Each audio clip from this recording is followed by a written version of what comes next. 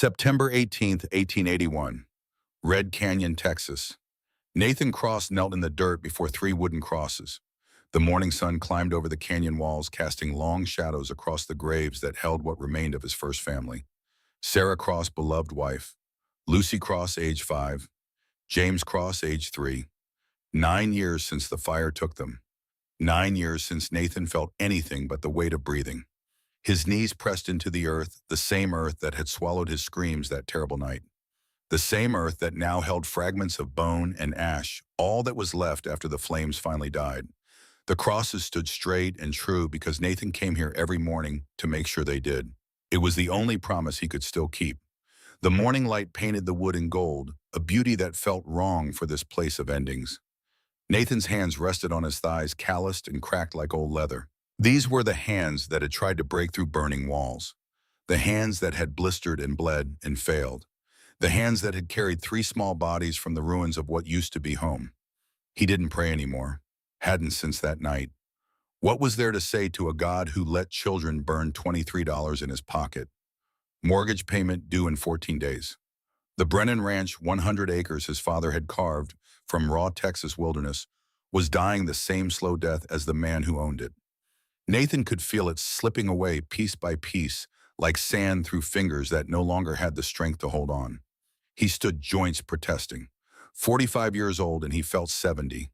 Felt like something already dead that just hadn't stopped moving yet. The wind moved through the canyon, carrying the scent of sage and distant rain.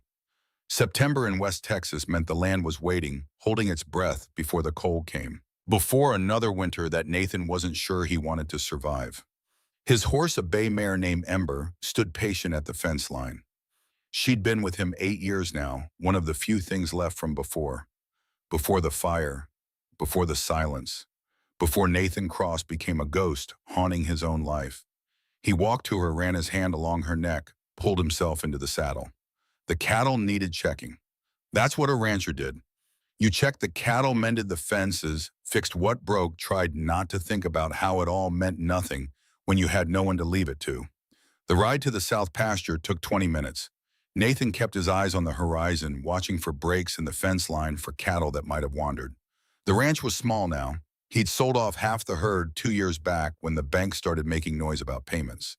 60 head left, barely enough to keep the place running. But it was his, or would be for 14 more days. Blackwater Creek ran through the southern edge of his property, a narrow stream that barely deserved the name creek most of the year. In September, though, with the rains, it ran fuller. Nathan could hear it before he saw it, that constant whisper of water over stone. He dismounted near the fence line, checking the post for rot-the-wire for breaks.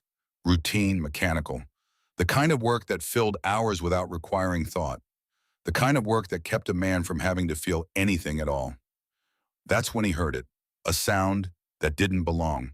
Not wind, not animal, something else.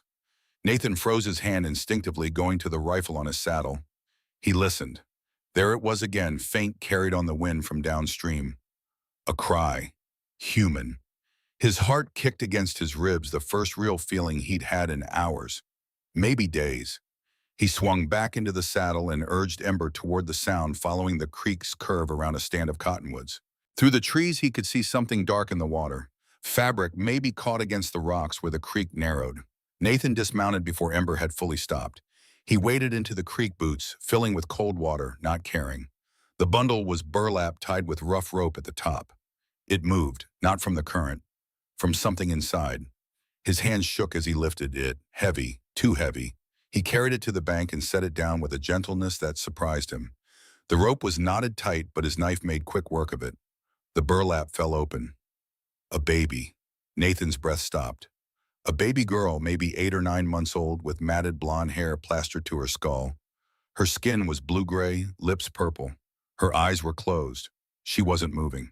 For 3 seconds, Nathan Cross was back in that burning house 9 years ago, holding his daughter's small body, knowing he was too late, knowing he'd failed. The smell of smoke. The heat that had melted his skin. The silence where there should have been breathing. Then the baby gasped. A tiny, desperate sound. Nathan's hands moved without thought. He stripped off his coat and wrapped her in it, pulling her against his chest. She was cold. So cold. like holding ice shaped like a child. She gasped again, a shuddering breath that seemed to take everything she had. Her eyes opened unfocused and distant, blue eyes the color of Texas sky in summer. Her lips moved. No sound came out at first, then barely a whisper. Mama. Something broke open in Nathan's chest. Something that had been frozen solid for 9 years cracked and bled. He didn't know if it was pain or hope or just the shock of feeling anything at all. He was on Ember in seconds, the baby clutched to his chest with one arm reins in his other hand. He dug his heels in and Ember responded, stretching into a gallop that ate up the ground between the creek and the ranch house. The baby's breathing was shallow, irregular. Her skin felt like marble. How long had she been in that water? How long in that sack before that? Questions for later. Right now she needed warmth. She needed help. She needed things Nathan didn't know how to give. The ranch house appeared ahead, small and weathered and suddenly inadequate. Nathan dismounted without fully stopping, stumbled, caught himself. He kicked open the door. The house was cold. He'd let the fire die that morning. Stupid, wasteful. He'd been so lost in his own numbness that he'd forgotten the basics of survival. He laid the baby on the table, kept his coat wrapped around her, worked to rebuild the fire with shaking hands. Kindling, logs. His hands fumbled with matches, dropping two before the third finally caught. The fire grew. Nathan carried the baby closer, sat in his chair by the hearth, held her in the growing warmth. Her breathing was so quiet he had to put his face close to hers to hear it. Talk to her, some instinct said. Babies need voices. Nathan's throat was dry. He couldn't remember the last time he'd spoken more than 3 words to anyone. Stay with me, he said. His voice came out rough, unused. Just stay with me. The baby's fingers curled slightly, the tiniest movement, but movement. Nathan looked at the clock on the mantel. 10:15 in the morning. Town was 40 minutes away. Doc Brooks was there, though the old man was pushing 80, and his hands shook more than they steadied. But there was no choice. This baby needed more than Nathan could give her. He wrapped her in every blanket he had, creating a cocoon. Her breathing seemed marginally better, but her skin was still too cold, her lips still too blue. The ride to Red Canyon was the longest 40 minutes of Nathan's life. He kept the baby inside his coat against his chest, sharing what warmth he had. He talked to her. Nonsense, mostly just sounds, to let her know she wasn't alone. Almost there. You're doing fine, just a little further. Ember seemed to understand the urgency. She held a steady pace that was just short of dangerous on the canyon road. Red Canyon appeared ahead, a cluster of buildings tucked into the valley. Maybe 200 people called it home. General store, saloon, church, Doc Brooks's office. Nathan guided Ember straight down Main Street. People stopped to stare. Nathan Cross didn't come to town unless he had to. Nathan Cross didn't talk to people. And Nathan Cross certainly didn't ride through town like the devil was chasing him with something bundled in his coat. Doc Brooks's office was at the end of Main Street, a small white building with a sign that had seen better days. Nathan was off his horse and through the door before Ember had fully stopped. Doc Brooks looked up from his desk, startled. He was a thin man with white hair and wire-rimmed glasses that magnified his eyes as something owlish. Nathan, what in the world found her in the creek? Nathan's voice was urgent. She's barely breathing. Been in cold water. Don't know how long. Doc Brooks's training took over. He cleared his desk with one sweep of his arm. Nathan laid the baby down. The doctor unwrapped the blankets, his expression growing grave as he saw the blue tint to her skin. How long ago? 20 minutes, maybe 30. Rode as fast as I could. Doc Brooks pressed his ear to the baby's chest, listening. He checked her pulse at her neck, lifted her eyelids, examined her carefully. His face told Nathan everything he needed to know. This was bad. She's hypothermic, badly, and she's malnourished. Look at her ribs. He glanced at Nathan. You said you found her in the creek, Blackwater Creek, in a burlap sack, tied shut. The doctor's face went hard. Old as he was, tired as he looked, there was still fire in Henry Brooks. Someone put her there. Yes. They looked at each other. In that moment, without words, they both understood what that meant. Someone had tried to kill this baby. Doc Brooks shook his head and turned back to his patient. I need to warm her up slowly. Too fast and we could lose her. I need hot water bottles, blankets, and I need to keep her temperature monitored constantly. What can I do? The doctor hesitated. Nathan, I'm 80 years old. My hands shake. I can monitor her, but she's going to need constant care. Feeding every 2 hours. Someone to hold her, keep her warm. Someone who knows how to care for an infant. I know you don't. Which is why you need to get Grace Miller. Nathan felt his jaw tighten.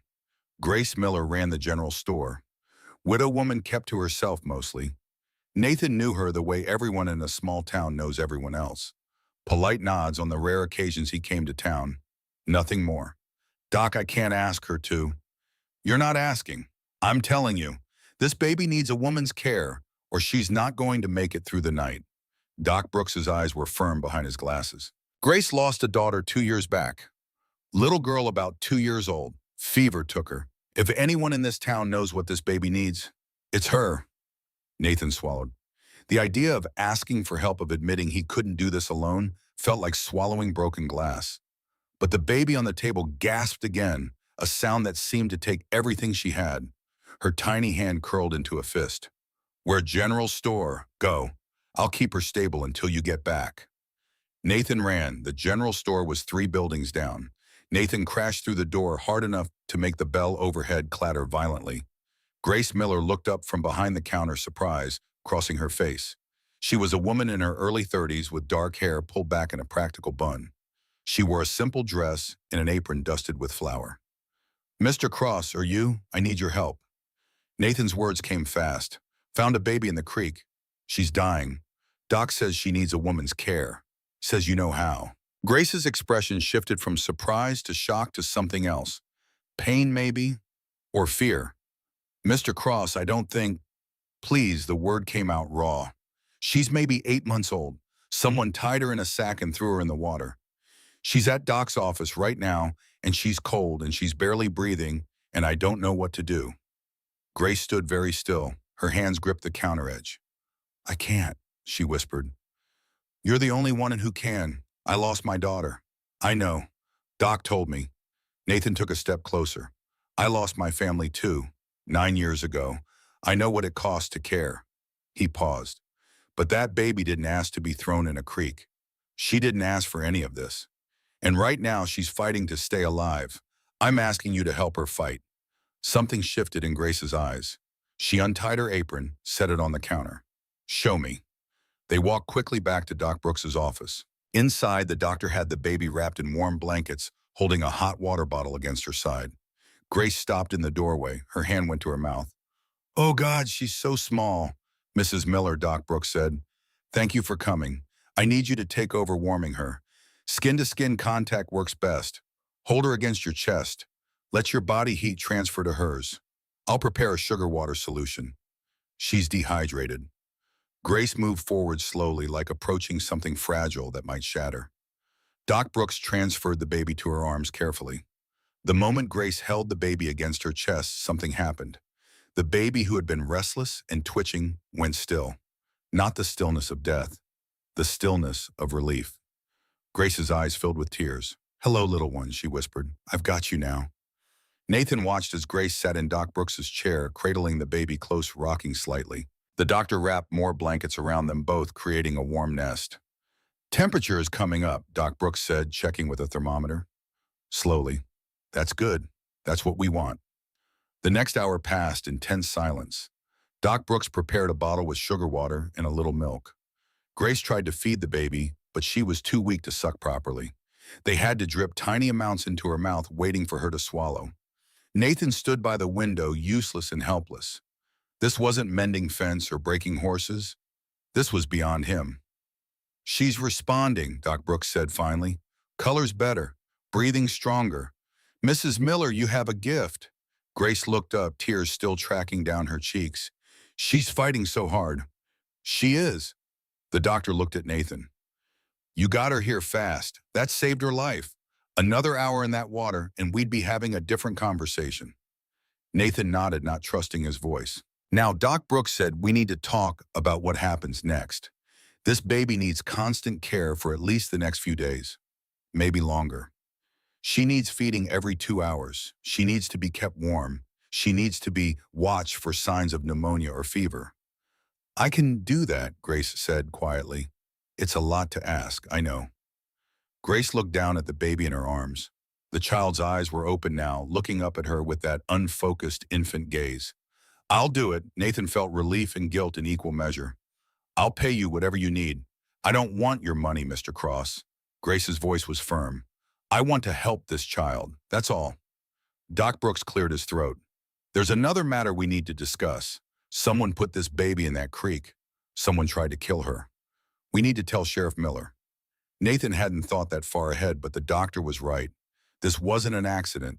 This was attempted murder. I'll go, Nathan said. Take me with you, Grace said. The baby can come. She needs to stay warm and fed, but she's stable enough to move now. They fashioned a carrier from blankets, and Grace held the baby close as they walked the 3 blocks to the sheriff's office. Nathan led Ember behind them, the horse's hooves loud on the dirt street. Sheriff Robert Miller was at his desk when they entered, a man in his late 50s with a thick mustache and tired eyes. He'd been sheriff of Red Canyon for 20 years. He looked up as they entered, his eyes going from Nathan to Grace to the bundle in her arms. Well, now that's not something you see every day. Nathan Cross socializing, found her in Blackwater Creek this morning, Nathan said, ignoring the jab. In a burlap sack, tied shut, left to drown. The sheriff's expression changed. He stood, came around his desk. May I? Grace pulled back the blanket. The baby blinked at the sudden light. Sheriff Miller's face went hard. Jesus Christ. Who would do such a thing? That's what we need you to find out, Doc Brooks said. He'd followed them from his office. That baby's maybe 8 or 9 months old. Someone around here is missing an infant. Or should be. The sheriff nodded slowly. I'll ask around. Quietly. But Nathan, if someone tried to kill this baby and you're protecting her, you might be putting yourself in danger. Don't care. You should. I don't. Nathan met the sheriff's eyes. Someone threw a baby in a creek to die. I pulled her out. That makes her my responsibility now. Sheriff Miller studied him for a long moment. All right then. I'll do what I can, but Nathan, be careful. People who try to kill babies don't usually stop at one attempt. They left the sheriff's office with those words hanging heavy in the air. Grace turned to Nathan. Where should I take her? My place is above the store. It's not much, but it's warm. I'll help you get set up, Nathan said. They walked back to the general store. Grace lived in 3 small rooms above the shop. Simple furniture, everything neat and ordered. Nathan could see the ghost of her daughter in the way the space was arranged. A rocking chair by the window, an empty cradle in the corner. Grace saw him looking at the cradle. I couldn't get rid of it, she said quietly. No reason you should have. She carried the baby to the cradle, laid her down gently. The baby immediately started to fuss. She doesn't want to be alone, Grace said. She picked the baby back up and sat in the rocking chair instead, settling the child against her chest. The baby quieted instantly. Nathan stood awkwardly by the door, feeling like an intruder in this moment. Mr. Cross, Grace said, you should go home. Get some rest. You look exhausted. Don't want to leave her. I know, but she's stable now, and I'll be up with her all night anyway. Come back in the morning. We can figure out what to do next. Nathan nodded slowly. He looked at the baby now sleeping peacefully in Grace's arms. So small, so fragile, so impossibly alive after what someone had tried to do to her. Thank you, he said, for helping her. Thank you for finding her, Grace replied, for not riding past that creek. Nathan left. Outside the sun was setting, painting Red Canyon in gold and orange light. He mounted Ember and rode home slowly, his mind replaying the day's events on an endless loop. Someone had tried to kill that baby, had tied her in a sack and thrown her in a creek like unwanted trash. The thought made his hands shake with anger he hadn't felt in years. Who and why? The ranch was dark when he arrived. He tended to Ember, fed her, brushed her down. Mechanical tasks. Familiar. Inside the house, the fire had died again. Nathan didn't bother rebuilding it. He sat in his chair and stared at the ashes. For 9 years, he'd been going through motions. Wake up, work, sleep, repeat. No purpose beyond survival. No reason beyond habit. Today, something had changed. That baby's cry, her tiny hand curling around his finger. The word mama spoken to a stranger because she needed someone, anyone to care. Nathan put his head in his hands. He'd failed his own children. Hadn't saved them from the fire. Hadn't been fast enough or strong enough or there when they needed him most. Maybe this was a chance. Maybe saving this baby could somehow balance the scales for the children he'd lost. Or maybe he was a fool and some things couldn't be balanced. He didn't sleep that night. At dawn, Nathan was back on Ember riding toward town.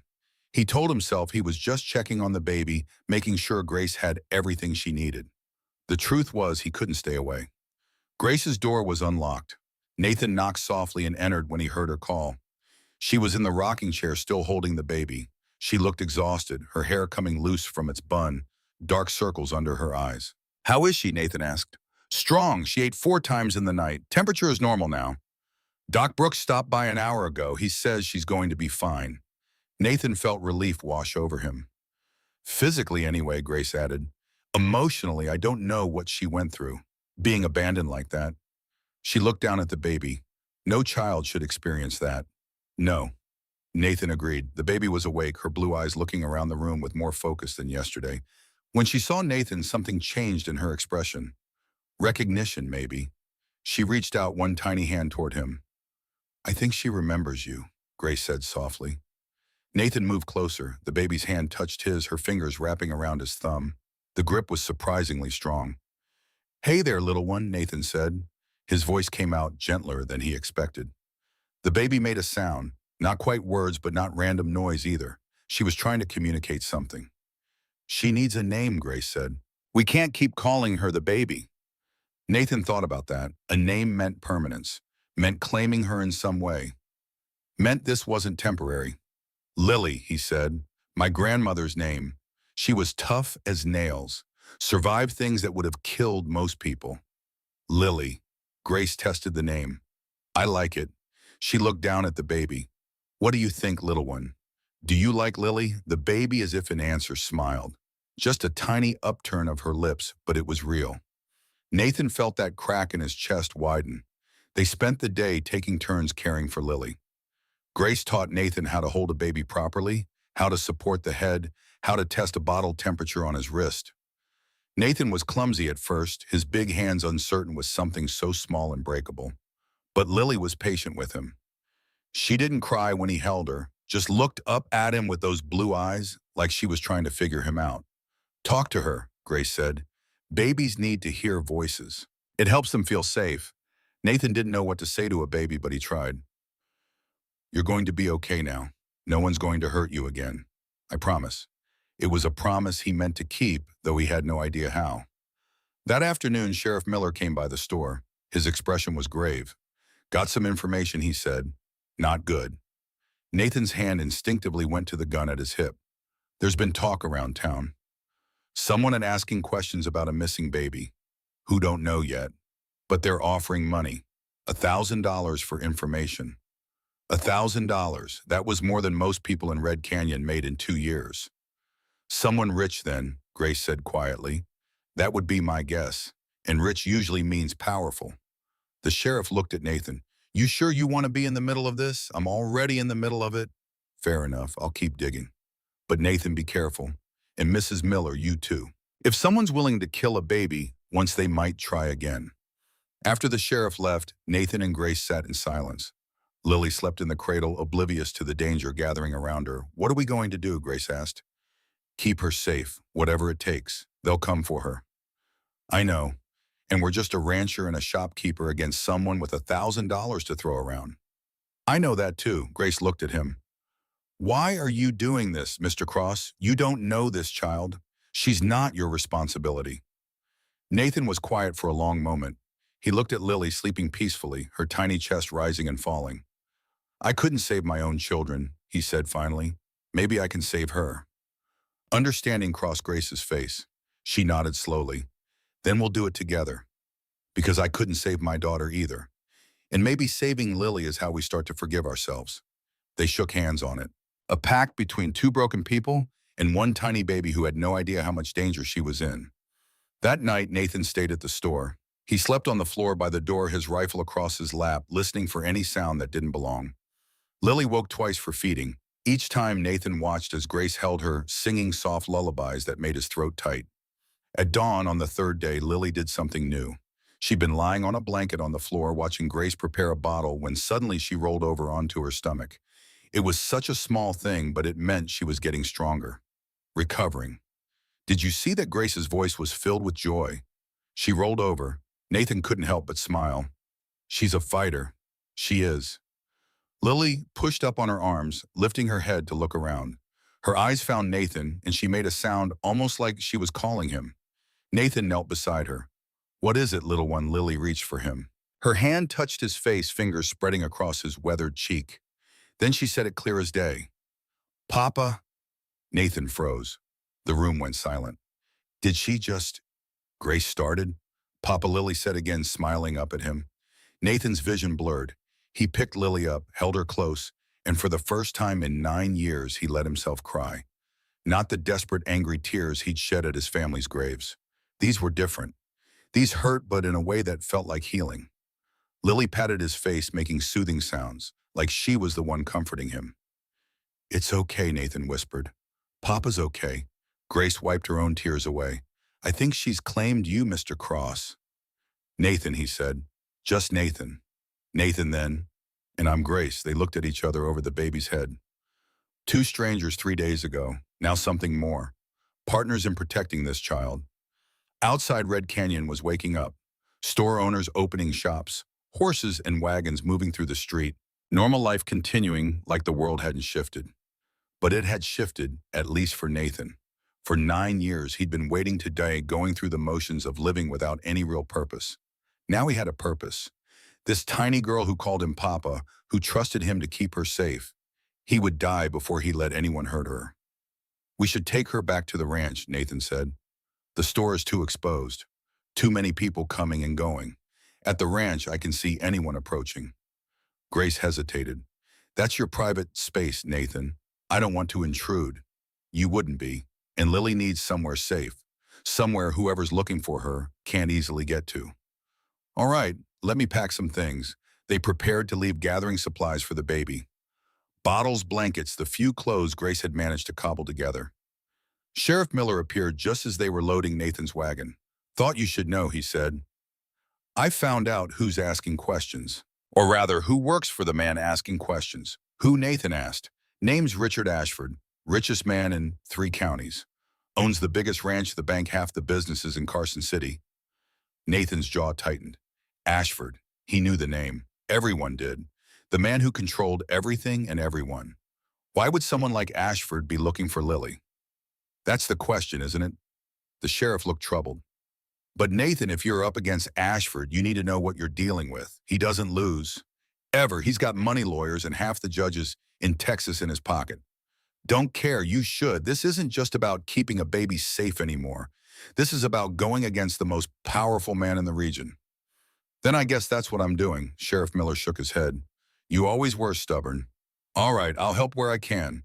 But Nathan, watch your back. Ashford doesn't fight fair." They left Red Canyon in Nathan's wagon, Grace holding Lily wrapped in blankets. The ride to the ranch took an hour. Nathan kept his eyes on the horizon, watching for riders that didn't belong. The ranch appeared ahead, small and worn, but solid. Home. Nathan helped Grace down from the wagon. She looked around, taking in the house, the barn, the fenced pastures. "It's beautiful," she said. "It's falling apart." "No, it's lived in. There's a difference." Inside, Nathan showed her to the bedroom. His bedroom. "You and Lily take this. I'll sleep in the barn." "Nathan, I can't take your bed." "You can and you will. Lily needs somewhere comfortable. This room is warmer than the others." Grace started to protest, then stopped. She looked tired, exhausted from 3 days of round-the-clock care. "Thank you," she said finally. Nathan helped her set up the cradle they'd brought from town. Lily was asleep in Grace's arms, peaceful and unaware of the storm gathering around her. That evening, as the sun set over the canyon, Nathan stood on his porch and looked out at his land. Somewhere out there, Richard Ashford was looking for Lily, a man with unlimited resources against one worn-out rancher and a grieving shopkeeper. The odds weren't good, but Nathan had learned something in the last 3 days. He'd learned that he wasn't dead inside after all, that he could still feel, still care, still fight for something beyond his own survival. Lily had given him that. This tiny baby who'd been thrown away like trash had reminded him what it meant to be human. He would protect her, whatever it took, whatever it cost them. Behind him through the window, he could hear Grace singing a lullaby. Lily made small cooing sounds in response. The sound of a family. The sound of home. Nathan hadn't heard those sounds in 9 years. He'd forgotten how much he needed them.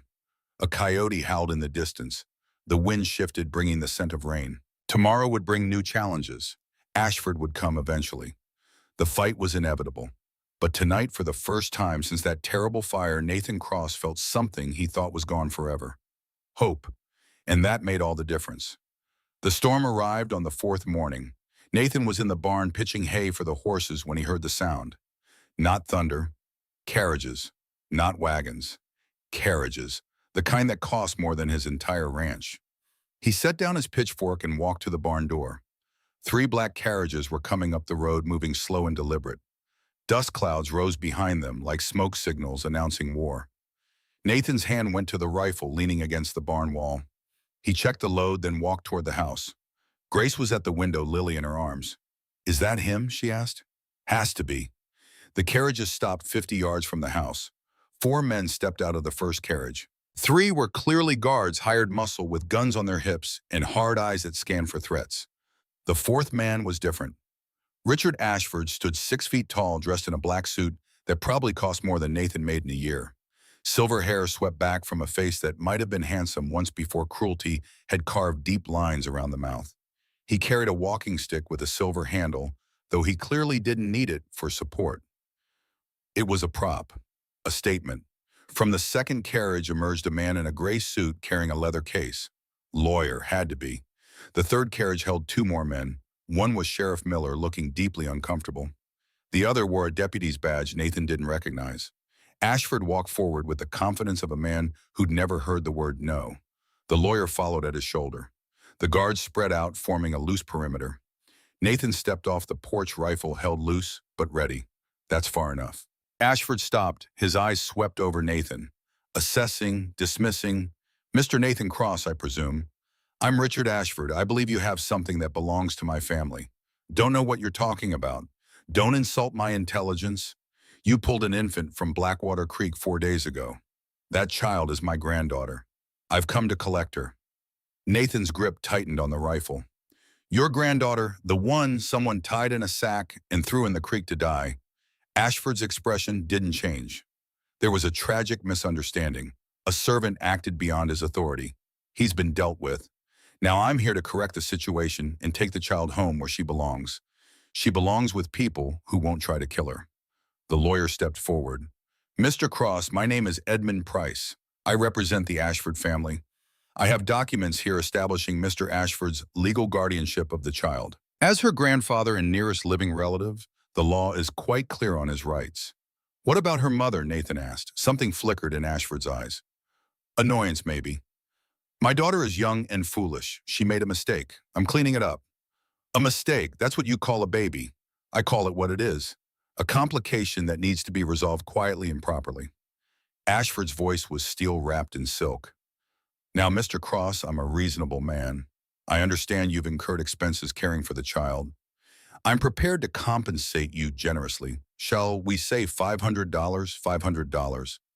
6 months of mortgage payments. Money Nathan desperately needed. No. Ashford's eyebrows rose slightly. "You're refusing $500. I'm refusing to hand over a baby to a man who tried to kill her." "I didn't try to kill anyone. As I said, a servant exceeded his authority. But this discussion is pointless." Edmund showed him the papers. The lawyer opened his case and pulled out several documents. He held them up, though he was too far away for Nathan to read them. "These are custody papers signed by Judge Theodore Dalton in Carson City. They grant full legal guardianship to Mr. Ashford." "Sheriff, I believe you are required to enforce this." Sheriff Miller looked like he wanted to be anywhere else. He stepped forward reluctantly. "Nathan, I'm sorry, but if those papers are legal, I have to enforce them." "Let me see them," Nathan said. The lawyer walked forward, stopping 10 feet away, and held out the documents. Nathan took them, careful to keep his rifle ready. The papers looked official, lots of legal language Nathan barely understood. But at the bottom was a judge's signature and seal. This Judge Nathan said, "Friend of yours, Ashford Judge Dalton, is a respected member of the Carson City community. And yes, we play cards on occasion. But his ruling is based entirely on law, not friendship." Nathan looked at Sheriff Miller. "This legal..." The sheriff's face was grim. "If the judge signed it, then yeah, it's legal. So that's it. Law says a man can try to kill his grandchild, then take her back when it fails. Law says family has rights, the sheriff said quietly. I don't like it either, Nathan, but my hands are tied. The front door of the house opened. Grace stepped onto the porch holding Lily. The baby was awake, looking around with curious eyes. Ashford's attention shifted to them. Something changed in his expression when he saw Lily. Not warmth, not love, something colder. Sesmina. There she is, he said. My daughter's unfortunate mistake. From the second carriage, a young woman emerged. She moved slowly like someone walking to their execution. She wore a fine dress of dark blue, her blonde hair pinned up elaborately. But her face was pale, her eyes red from crying. Catherine Ashford, Lily's mother. She approached the house, stopping beside her father. Her eyes locked on Lily and fresh tears spilled down her cheeks. May I hold her? Catherine's voice was barely a whisper. Grace looked at Nathan. He gave a small nod. Catherine climbed the porch steps. Grace held Lily out to her, but the moment Catherine's hands touched the baby, Lily began to scream. Not the soft crying of a hungry infant, the terrified wails of a child who sensed danger. Lily twisted in Catherine's grip, reaching frantically toward Grace. Mama, Mama! Catherine's face crumbled. She tried to hold Lily closer to soothe her, but the baby only screamed louder. She doesn't know me, Catherine said, her voice breaking. My own daughter doesn't know me. She looked at her father with sudden fury in her eyes. You told me she died. You said there were complications and she didn't survive. I grieved for months while she was alive. Catherine, we discussed this. Ashford's voice carried a warning. It was for the best. For the best you tried to have my baby killed. Catherine's voice rose loud enough that everyone could hear. I heard Maria talking. I know what you did. You paid Tom Grimes to get rid of her. The guards shifted uncomfortably. The lawyer's face went carefully blank. Sheriff Miller's hand moved to his gun. Ashford's expression turned glacial. Catherine, you're being hysterical. We'll discuss this at home. No. Catherine handed Lily back to Grace. The baby immediately quieted, burying her face against Grace's shoulder. Look at her. She's terrified of me. But she's comfortable with these people. They saved her. They love her. They're strangers. Poor strangers with no claim to her whatsoever. They're more her parents than we could ever be. Catherine turned to face her father directly. I was 19 when I got pregnant, scared and alone. You told me I was a disgrace, that I'd ruined our family name. You locked me in my room for months. And when the baby came, you told me she was dead. It would have been cleaner if she had been. The words hung in the air like poison. Catherine stared at her father. You really mean that? You'd rather she was dead than alive and embarrassing you. I mean that a bastard child has no place in our family. I'm offering these people a generous solution. They keep the child, I pay them well, and you come home where you belong. Everyone benefits, except Lily, Grace said. Her voice was quiet, but it cut through the tension. Except the baby you tried to murder. Ashford's attention shifted to her. And you are Grace Miller. I've been caring for Lily since Nathan found her. The shopkeeper. Yes, I know of you. Lost your own daughter, I believe. Quite sad. His tone suggested he found it anything but sad. I'm sure you've grown attached to the child, but attachment doesn't grant legal rights. The law is clear. The law can be changed, Nathan said. Not by you. You're a failing rancher with a mortgage in default. Did you think I wouldn't check? You owe the bank $300, due in 10 days. How exactly do you plan to fight me when you can't even keep your own land? The words hit like a physical blow. Nathan felt Grace's eyes on him but couldn't meet them. Ashford smiled. It was the smile of a predator that knew it had won. I own that bank, Mr. Cross. One word from me and they'll foreclose immediately. You'll lose everything. Is one unwanted baby really worth that? Nathan looked at Lily. The baby was watching him with those blue eyes, one tiny hand reaching toward him. Yeah, Nathan said. She is. Then you're a fool. Edmund, show him the rest. The lawyer pulled out another document. This is a foreclosure notice on the Cross Ranch to be executed immediately if the child is not surrendered within 24 hours. It's already signed by the bank president. You can't do that, Sheriff Miller said. I can and I will. I'm offering Mr. Cross a choice. Surrender the child peacefully, and I'll forgive his mortgage debt entirely. Keep her and lose everything. Ashford looked at Nathan. What's it going to be? Every eye turned to Nathan. The guards had their hands near their guns. The lawyer waited with his papers. Sheriff Miller looked ready to intervene, but powerless to do so. Grace stood on the porch holding Lily, her face pale, but determined. And Catherine Ashford stood between her father and the house, tears streaming down her face, looking like she wished the earth would swallow her whole.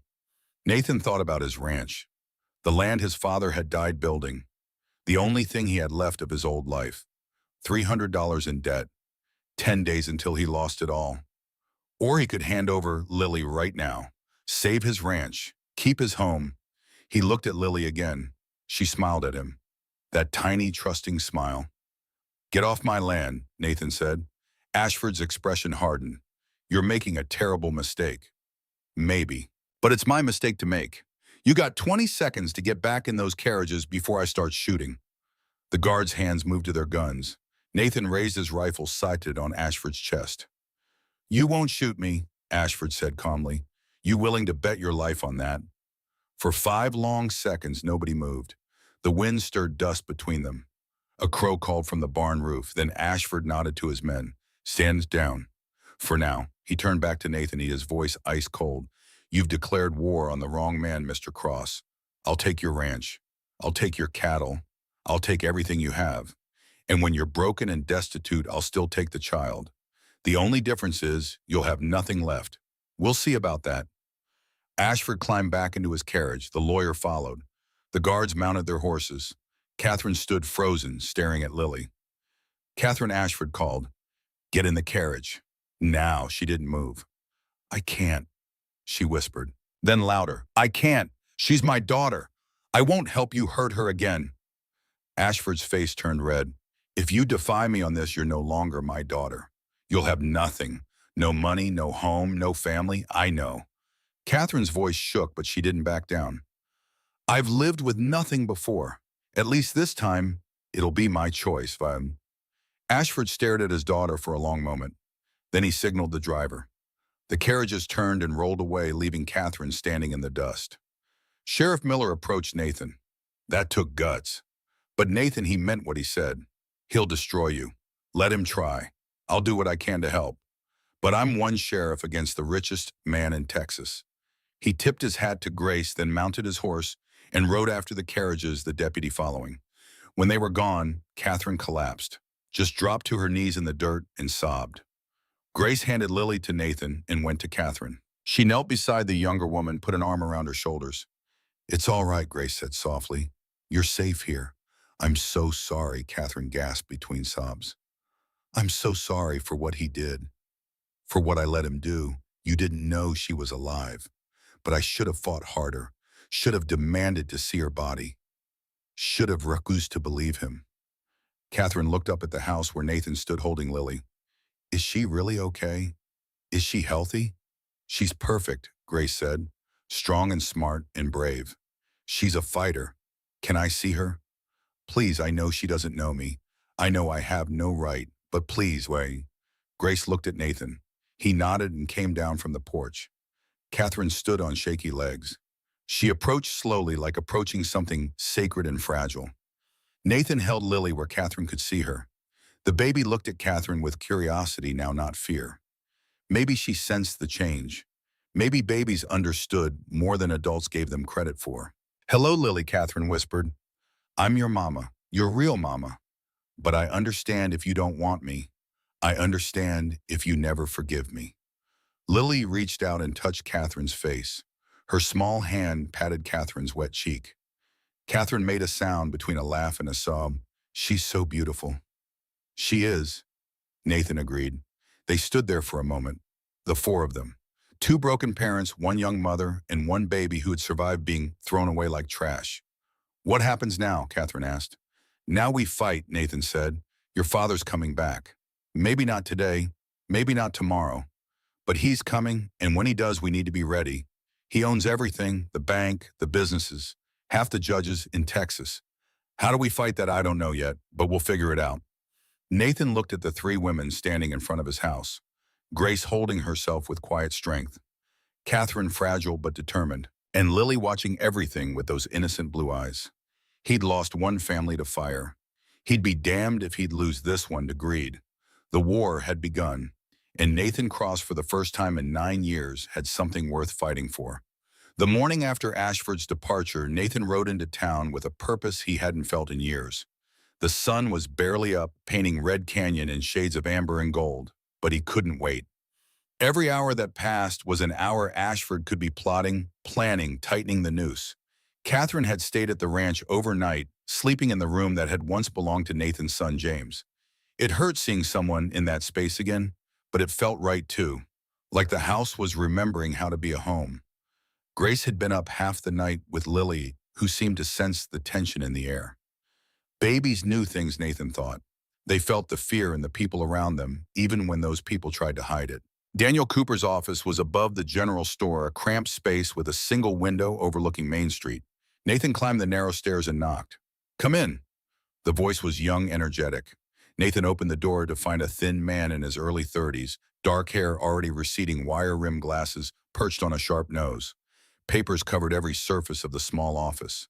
Law books lined the walls, their spines cracked from use. Daniel Cooper looked up from his desk and straightened immediately. "Mr. Cross, I've been expecting you. You have. Everyone in 3 counties has heard about your standoff with Ashford. I figured you'd need legal help eventually." Daniel gestured to a chair. "Sit. Tell me what you need." Nathan sat and explained everything. The baby in the creek, Ashford's claim, the custody papers from Judge Dalton, the mortgage threat, the fact that Tom Grimes, the man who'd actually put Lily in that sack, was hiding somewhere in the hills. Daniel listened without interrupting, his fingers steepled under his chin. When Nathan finished, the lawyer was quiet for a long moment. "This is bad," Daniel said finally. "Ashford has Judge Dalton's custody order. That's legal and enforceable. Your only chance is to challenge the order in court. Prove that Ashford is unfit to care for Lily." "How do we do that?" "We show he tried to kill her. Grimes's testimony could work. But it's the word of a drunk against the richest man in Texas. We need more. Corroborating evidence. Other witnesses. There's Maria Santos. She works for Ashford. Catherine said Maria told her about the plan to get rid of Lily. Will she testify?" "Don't know. She'd lose her job. Maybe worse." Daniel nodded slowly. "And there's Catherine. Ashford's own daughter could testify to his abuse, his treatment of her. That would be powerful. She's willing, I think." "Good. Then we have a case. Not a strong one, but a case." Daniel pulled out a calendar. "Ashford's custody order gives him immediate rights. But I can file for an emergency hearing, argue that the child's safety is at risk. Judge Dalton won't like it, but he'll have to hear us. That'll buy you time." "How much time? A week? Maybe 2 if we're lucky." Nathan stood. "Do it. File whatever you need to file. I'll gather the witnesses." Daniel extended his hand. "This is going to cost you everything you know. Even if we win, Ashford will destroy your ranch. He'll make sure you never work in Texas again." Nathan shook his hand. "I know. Do it anyway." Nathan's next stop was the saloon. Even at this early hour, a few men were drinking. Hard men with nowhere else to be. The kind who started their days trying to forget how they'd ended the night before. Dutch, the bartender, was a thick man with a face like weathered leather. He looked up when Nathan entered. "Nathan Cross. Heard you had some excitement out at your place yesterday. Word traveled fast in small towns." "Need information," Nathan said. "Tom Grimes. Know where he is?" Dutch's expression closed off. "Don't know no Tom Grimes. Yeah, you do. Everyone knows everyone in Red Canyon. Grimes was a hired hand. Did odd jobs. Likes to drink. Where is he?" "Even if I knew, why would I tell you? Ashford owns this saloon. I tell you where Grimes is, I lose my job. Maybe worse." Nathan pulled out a $20 bill. It was money he couldn't afford to spend, but he put it on the bar anyway. Dutch looked at the money, then at Nathan. "You're going up against Ashford. That's suicide." "Maybe, but I'm doing it anyway." "Where's Grimes?" Dutch took the money, made it disappear into his pocket. "Last I heard, he was holed up in an old line shack about 5 miles north of here, near the ridge. But Nathan, he's scared, real scared. Ashford's got people looking for him. If you're thinking of using him against Ashford, he might not live long enough to testify. I'll worry about keeping him alive."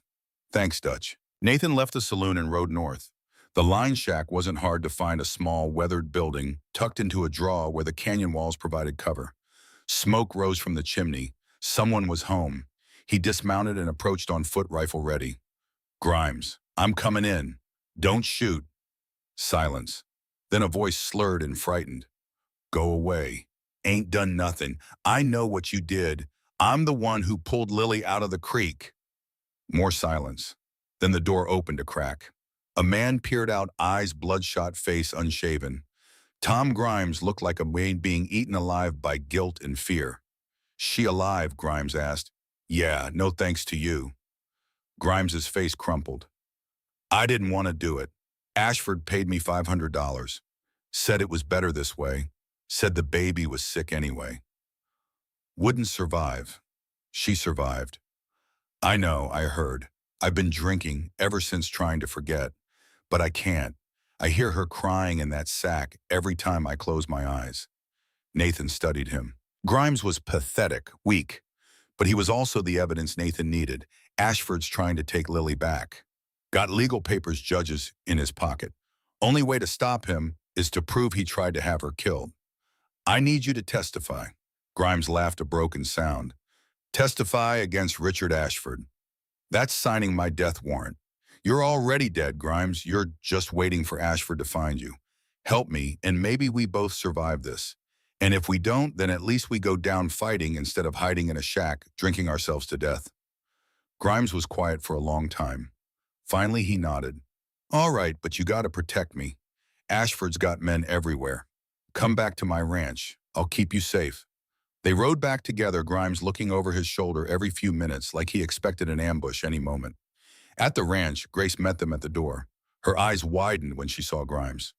This is the man who put Lily in the creek, Nathan said. He's going to help us. Grace's expression hardened. That man tried to kill a baby. I know, but he's also the evidence we need. Without him, Ashford wins. Grace looked like she wanted to argue, but she stepped aside, letting them in. Catherine was in the kitchen holding Lily. When she saw Grimes, her face went white. You, she whispered. You're the one Father hired. Grimes couldn't meet her eyes. Yes, ma'am, I'm sorry. I'm so sorry. Sorry doesn't bring back the months I spent thinking my daughter was dead. No, ma'am, it don't. They set Grimes up in the barn. Nathan wasn't comfortable having him in the house, not with Lily there. But he needed the man alive and able to testify. That afternoon, Nathan went back to town to see Daniel Cooper again. The lawyer had news. I filed for the emergency hearing. Judge Dalton set it for 1 week from today. But Nathan, I have to warn you, Ashford's been busy. He's got 3 character witnesses lined up to testify against you.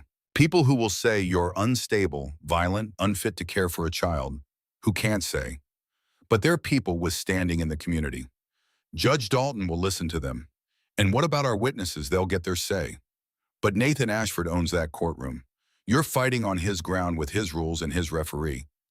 After the sheriff left, Nathan sat on his porch with his head in his hands. Every direction led to failure.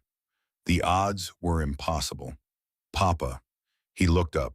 Lily stood at his feet, having pulled herself up using his chair. She'd walked over from where Grace had set her down, taken her first real steps on her own. She was walking. Lily reached up toward him, her small hands opening and closing. Up, Nathan lifted her.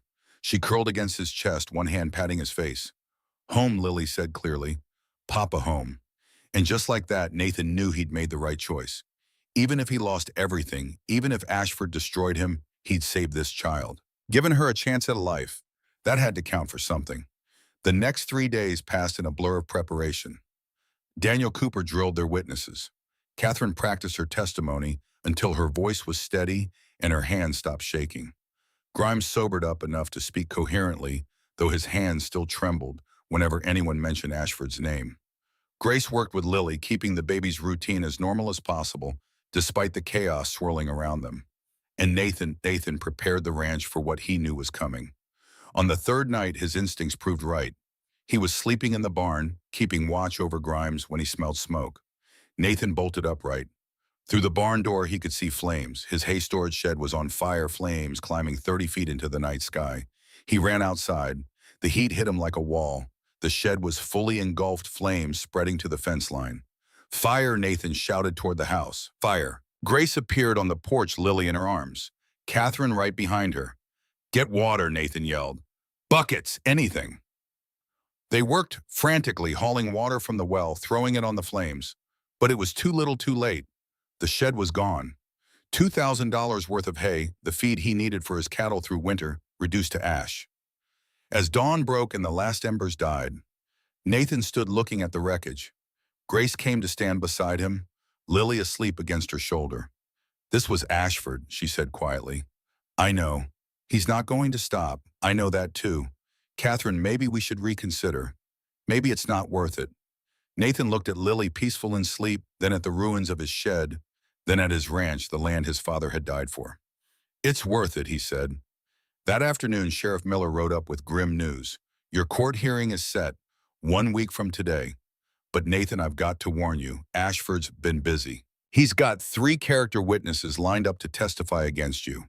People who will say you're unstable, violent, unfit to care for a child. Who can't say? But they're people with standing in the community. Judge Dalton will listen to them. And what about our witnesses? They'll get their say. But Nathan Ashford owns that courtroom. You're fighting on his ground with his rules and his referee. After the sheriff left, Nathan sat on his porch with Lily in his lap. The baby was getting sleepy, her head heavy on his shoulder. Tell me the story, she murmured. The creek story. How you found me. Nathan had told the story a dozen times already. It never got easier. Once upon a time, he began, there was a man who was very sad. He'd lost his family, and he thought he'd never be happy again. Then one day, while checking his fences, he heard a tiny voice calling for help. That was me, Lily said, even though her eyes were closed. That was you. You were in the water and you were very cold, but you were brave. You fought to stay alive until someone could save you. And you saved me. I pulled you out. But really, sweetheart, you saved me. You gave me a reason to live again. Lily was asleep now, breathing softly against his chest. The next morning, Catherine came to Nathan with an idea. I've been thinking, she said. Father has made a lot of enemies over the years. People he's hurt, businesses he's crushed, families he's destroyed. What if we could get them to stand with us? You think they would? I think some of them might. If they knew they weren't alone, if they saw that someone was finally standing up to him. Nathan considered this. It's worth a try. Catherine spent the next 3 days going into town speaking quietly to people she'd known her whole life. Shop owners Ashford had squeezed for protection money. Families he'd foreclosed on. Workers he'd cheated. The response was cautious at first. People were scared. But slowly, quietly, a resistance formed. William Hayes, the blacksmith, pledged his support. Ashford had been charging him double for his lease, threatening to evict him if he didn't pay. Philip Turner, who owned a small farm, stood with them. Ashford had tried to buy his land for a fraction of its value, then sent men to vandalize his property when he refused. Martha Collins, who ran the boarding house, offered free rooms to witnesses who needed to stay in town during the trial. It wasn't much, but it was something. On the 5th night, Nathan couldn't sleep. He sat on the porch watching stars wheel overhead, thinking about everything that was at stake. His ranch, his cattle, his land. Everything his father had built, everything Nathan had struggled to keep alive for 9 years. Against that one baby, one tiny girl who'd been thrown away like trash. The arithmetic should have been simple. The ranch was worth more. The ranch was his legacy. His father's legacy, the only thing connecting him to who he used to be. But when he thought about handing Lily over to Ashford, his chest tightened until he couldn't breathe. She'd called him Papa. She trusted him. She reached for him when she was scared. How do you put a price on that? Grace found him there an hour before dawn. Can't sleep either, she asked. Too much to think about. She sat beside him. We could still run, you know. Take Lily and just go. California, maybe. Somewhere Ashford can't reach. Nathan had thought about it. He'd find us. A man with that much money, that much power. He'd track us down. And then we'd have nothing. No land to stand on. No community to support us. Just 3 fugitives running from the law. Grace nodded slowly. So we fight. So we fight. They sat in silence, watching the sky lighten. I've been thinking about Anna, Grace said quietly. My daughter. When she got sick, I did everything I could. Called the doctor, prayed, bargained with God, but she died anyway. She looked at Nathan. For 2 years, I thought I'd failed her. That if I'd been a better mother, stronger, somehow I could have saved her. But I couldn't. And it ate me alive. I know that feeling. Lily's different. Grace continued. With Anna, I was helpless. The fever took her, and there was nothing I could do. But with Lily, we have a choice. We can fight. We might lose, but at least we're fighting. That matters to you. It matters more than anything. The morning of the 6th day, William Hayes and Philip Turner arrived with 12 other men from town. We heard about the mortgage, William said without preamble. Heard Ashford's threatening to foreclose. It's his right, Nathan said. I owe the money. How much? $300. William reached into his pocket and pulled out a small cloth bag. He set it on the table. That's $60. Money I've been saving for a new anvil. Take it. William, I can't. You can and you will. Philip Miller put another bag beside William's. $40 for me. Was saving for a new plow. One by one, the other men stepped forward. A farmer with $15, a shopkeeper with $20, the saloon owner, Dutch, with $30. By the time they finished, $320 lay on the table. Nathan stared at the money, unable to speak. These men had given him their savings. Money they needed for their own families, their own dreams. Why he finally managed. Because you stood up to Ashford, William said. Because you fought for that little girl when no one else would. Because you reminded us what it means to do right even when it costs everything. I'll pay you back. Every cent. We know you will. You're good for it. William stood. Now get that money to the bank before Ashford can foreclose. And Nathan, thank you for showing us we don't have to be afraid. The next morning, Nathan rode to town. The bank opened at 9. He was there at 8:50, waiting. The bank president, Horace Blackwell, was a thin man with a pinched face and the permanent expression of someone who just smelled something unpleasant. He looked surprised to see Nathan. Mr. Cross, I wasn't expecting you. Got your mortgage payment? Nathan laid the money on the counter. $300 counted and exact. Blackwell counted it anyway, his face growing longer with each bill. When he finished, he looked up with barely concealed disappointment. This satisfies your current debt. But Mr. Cross, you're still just one payment away from default. And Mr. Ashford has made it clear he wants your property. Let him want, he won't get it. We'll see. Interest accumulates. Next payment is due in 30 days. Can you make it? Nathan thought about his burned hay shed, his depleted herd, the legal fees he owed Daniel Cooper. I'll make it. For your sake, I hope so. Mr. Ashford doesn't take defeat well. Nathan left the bank and went to Daniel Cooper's office. The lawyer was at his desk, papers spread everywhere. Nathan, congratulations, we did it, we did. And I owe you for your work. We can discuss payment later. Right now, I'm working on making sure Ashford can't appeal. The grounds are shaky. His lawyers know it. How much do I owe you, Daniel? The lawyer hesitated. My usual fee for a case like this would be $500. Nathan felt his stomach drop. He just scraped together $300. Where would he find $500 more? But Daniel continued quickly. I'm willing to work out a payment plan, small amounts over time. Whatever you can afford, that's generous. Why? Because you did something brave. You stood up to power. And because I'm tired of men like Ashford controlling everything. Daniel extended his hand. Partners. Nathan shook it. Partners. The night before the trial, Catherine went into town one last time. She'd been working quietly for days, talking to people, building support. Now she had something to show for it. She came back to the ranch with news.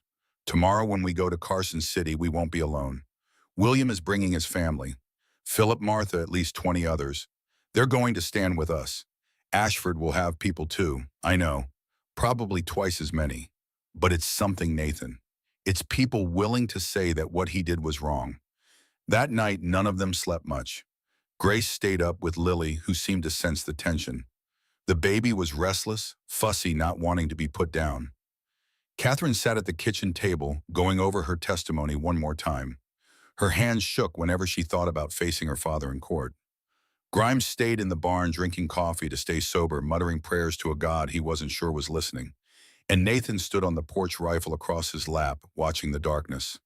Morning came too soon. They loaded into Nathan's wagon, all of them. Grace holding Lily, Catherine pale but determined, Grimes shaking but present. The ride to Carson City took 3 hours. They kept to the back roads, avoiding the main route where Ashford's men might be watching. As they got closer, they could see other wagons on the road. William Hayes with his family, Philip Turner, Martha Collins, others, all heading in the same direction. By the time they reached Carson City, there were maybe 30 people from Red Canyon. Not a lot, but more than Nathan had dared hope for. The courthouse was an imposing building of gray stone, 3 stories tall, with columns flanking the entrance. People lined the streets, more than Nathan expected. On one side stood the people from Red Canyon, simple clothes, weathered faces holding signs. Protect the children, justice for Lily, stand against tyranny. But across the street stood another group, better dressed, more organized. Ashford's people. Twice as many as Nathan's supporters. The message was clear. Ashford's power was greater, his reach longer. They entered the courthouse. The courtroom was already packed, every seat filled. More people stood along the walls. At the front table sat Ashford and his lawyer Edmund Price. 3 other lawyers flanked them. An army of legal power. At the defense table sat Daniel Cooper. One young lawyer against Ashford's machine. The bailiff called the room to order. All rise for the Honorable Judge Theodore Dalton.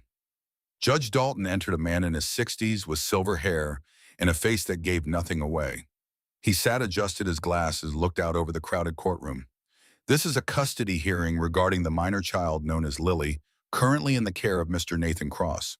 Mr. Ashford has filed for guardianship based on familial relation. Mr. Cross is contesting this filing. We'll hear arguments from both sides. Edmund Price stood. Your Honor, this is a simple matter of law and biology. The child is Mr. Ashford's granddaughter. Blood relation gives him clear legal rights. Mr. Cross is a stranger with no claim whatsoever. Mr. Cooper, Judge Dalton looked at Daniel. Daniel stood, his voice clear and strong. Your Honor, this case is about much more than blood relation. It's about the safety and well-being of a child. We will prove that Mr. Ashford attempted to have this baby murdered, and that granting him custody would place her in immediate danger. Murmurs ran through the courtroom. Ashford's face remained impassive, but his eyes were ice. Those are serious allegations, Judge Dalton said. I hope you have evidence to support them. We do, Your Honor. Then let's proceed. Mr. Price, call your first witness. The battle had begun. Edmund Price moved to the center of the courtroom like a man who'd never lost a case. He probably hadn't. Men like Ashford didn't hire lawyers who lost. Your Honor, I'd like to call my first witness. Dr. Harold Winchester. An elderly man in an expensive suit took the stand, silver-haired, distinguished, bearing the kind of doctor who treated rich people in their homes. Price approached him with rehearsed confidence. Dr. Winchester, you examined the child in question yesterday at Mr. Ashford's request. Correct, I did. And what was your professional assessment? The child appears healthy now, but she shows signs of inadequate early care. Slight developmental delays, malnutrition, that's only recently been corrected. Dr. Winchester looked directly at Nathan. In my professional opinion, whoever had her before wasn't providing proper care. Nathan's hands clenched into fists under the table. Grace reached over and placed her hand on his arm, steadying him. And in your opinion, Price continued, would the child benefit from being placed in a home with resources, professional care, every advantage? Absolutely. A child of her age needs stability, nutrition, medical supervision. These are things money provides. Thank you, doctor. No further questions? Daniel Cooper stood for cross-examination. He looked young compared to Price's polished aggression, but his voice was steady. Dr. Winchester, you examined Lily yesterday. That's one examination, correct? Yes. How long was this examination? Approximately 20 minutes. 20 minutes. And in those 20 minutes, you determined she had developmental delays. I've been practicing medicine for 40 years. I know what I'm seeing. I'm sure you do. But doctor, who brought Lily to you for this examination? Mr. Ashford arranged it. And who pays your fee? Dr. Winchester's jaw tightened. Mr. Ashford retained my services. So the man trying to gain custody of this child paid you to examine her and provide testimony. Is that accurate? I'm a professional. My medical opinion isn't for sale. Of course not. Just your testimony. Daniel glanced at his notes. You mentioned malnutrition. Did you examine Lily 4 days ago when she was pulled from Blackwater Creek number? So you have no basis for comparison. You don't know if her current health represents improvement or decline from when Mr. Cross found her. I can assess her current state, but not her trajectory, not whether she's getting better or worse care. Daniel paused. Doctor, in your 40 years of medicine, how many babies have you seen who were left in a creek to die? Dr. Winchester shifted uncomfortably. That's not relevant to my examination. I think it is, because this child was found near death, blue lips hypothermic, barely breathing. And now, 4 weeks later, she's healthy enough that your only concern is slight developmental delays. Doesn't that suggest exceptional care? Objection, Price said. Speculation, sustained, Judge Dalton said. Mr. Cooper, stick to facts, Daniel nodded. No further questions. Price called 2 more witnesses. A banker who testified about Nathan's failing mortgage. A rancher who claimed Nathan was known for a violent temper, though he couldn't provide specific examples. Each testimony chipped away at Nathan's credibility. Each one painted him as unstable, poor, unsuitable. By the time Price finished, Nathan felt like a criminal in his own defense. Your Honor, Price said, the evidence is clear. Mr. Ashford can provide everything this child needs. Mr. Cross cannot. The law is on our side. I move for immediate transfer of custody. Judge Dalton looked at Daniel. Mr. Cooper, I hope you have something substantial, because right now the law does favor Mr. Ashford. Daniel stood. Your Honor, we have testimony that will show Mr. Ashford is not just unsuitable. He's dangerous. I'd like to call Dr. Henry Brooks. Doc Brooks took the stand, moving slowly. At 80 years old, every step was deliberate. But when he spoke, his voice carried the weight of a lifetime of service. Dr. Daniel said gently, you examined Lily when Mr. Cross first brought her to town. I did. September 18th, around 11 in the morning. Describe her condition. Doc Brooks's face grew grave. Worst case of hypothermia I've seen in 50 years of practice. Her core body temperature was 89 degrees. Normal is 98.6. Her lips were blue. Her breathing shallow and irregular. Her skin was cold as ice. He paused. That child was dying. Another hour, maybe less, and she would have been gone. Murmurs ran through the courtroom. Several people in the gallery looked at Ashford with open disgust. How long had she been in the water in your estimation? Based on her condition, I'd say at least an hour, possibly longer. And the burlap sack Mr. Cross mentioned. Did you see it? I did. It was tied shut with rope. No way for the child to escape on her own. Someone put her in that sack and left her to die. Daniel let that statement hang in the air. Thank you, Doctor. Your witness, Mr. Price. Price stood, but his confidence had dimmed slightly. Dr. Brooks, do you know who put the child in that creek? Oh, sir. Do you have any evidence connecting Mr. Ashford to this alleged crime? Just common sense. That baby is his granddaughter. Someone tried to kill her. Who had motive, Your Honor? Price said the witness is speculating. I move to strike. Sustained. The jury will disregard Dr. Brooks's last statement. There was no jury, just Judge Dalton. But the point was made. Daniel called Grace next. She took the stand with Lily in her arms. The baby had been quiet through most of the hearing, but now she looked around with curious eyes. Mrs. Miller, Daniel said, you've been caring for Lily since Mr. Cross found her. Describe her condition over these past weeks. Grace's voice was clear and strong. When Nathan first brought her to me, she couldn't hold her head up. She was too weak to cry properly. She wouldn't eat. I thought we'd lose her that first night. She looked down at Lily, but she fought. Day by day, she got stronger. She started eating, started smiling, started responding to voices and touch. And now she's a healthy, happy baby. She can sit up on her own. She's starting to walk. She babbles constantly. She knows her name. Grace's voice thickened with emotion. She calls Nathan Papa and me Mama. She's thriving. Mrs. Miller, you lost a daughter of your own 2 years ago. How has caring for Lily affected you? Grace was quiet for a moment. When she spoke, tears tracked down her cheeks. When my daughter died, I thought I'd never care about anything again. I closed myself off, went through the motions of living without really being alive. She looked at Nathan. But Lily changed that. She needed us, and we needed her. We became a family. Thank you, Daniel said softly. Your witness. Price stood. Mrs. Miller, you're not married to Mr. Cross, correct? No. So this family you describe, it's not a legal family, just an arrangement of convenience. It's not convenient at all. It's hard work, but it's real. Real enough that you'd lie to keep the child. I'm not lying, aren't you? You're a shopkeeper, single struggling financially. This child represents purpose for you. Of course you want to keep her. I want what's best for her. And you believe living in poverty with strangers is what's best. Better than a mansion with her own family. Grace's voice hardened. That family tried to kill her. Yes, I think poverty with people who love her is better than wealth with people who want her dead. Objection. Price's voice rose. There's no evidence, Mr. Ashford, personally. No further questions, Grace said, cutting him off. She looked directly at Judge Dalton. That baby was thrown away like garbage. We pulled her out and gave her life. That's all the evidence anyone should need. The courtroom erupted in applause. Judge Dalton banged his gavel. Order, I'll have order. But the damage was done. Grace's testimony had shifted something in the room. Nathan could feel it. Daniel called Catherine next. She approached the stand like walking to the gallows. Her father watched her with cold fury. Miss Ashford, Daniel said gently. Lily is your daughter, correct? Yes. Catherine's voice was barely audible. Tell us what happened when you gave birth. Catherine took a shaking breath. I got pregnant at 19. I wasn't married. My father was furious. He said I'd ruined our family name. He locked me in my room for months. Her voice grew stronger. When labor started, he brought Dr. Winchester. No one else. The birth was difficult. I was in pain, scared. When the baby finally came, she was crying. I heard her.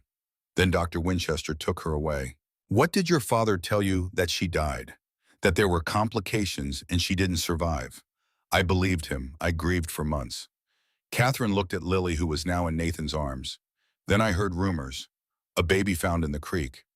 I didn't want to hope, but I did. And when I saw her, I knew. I knew she was mine.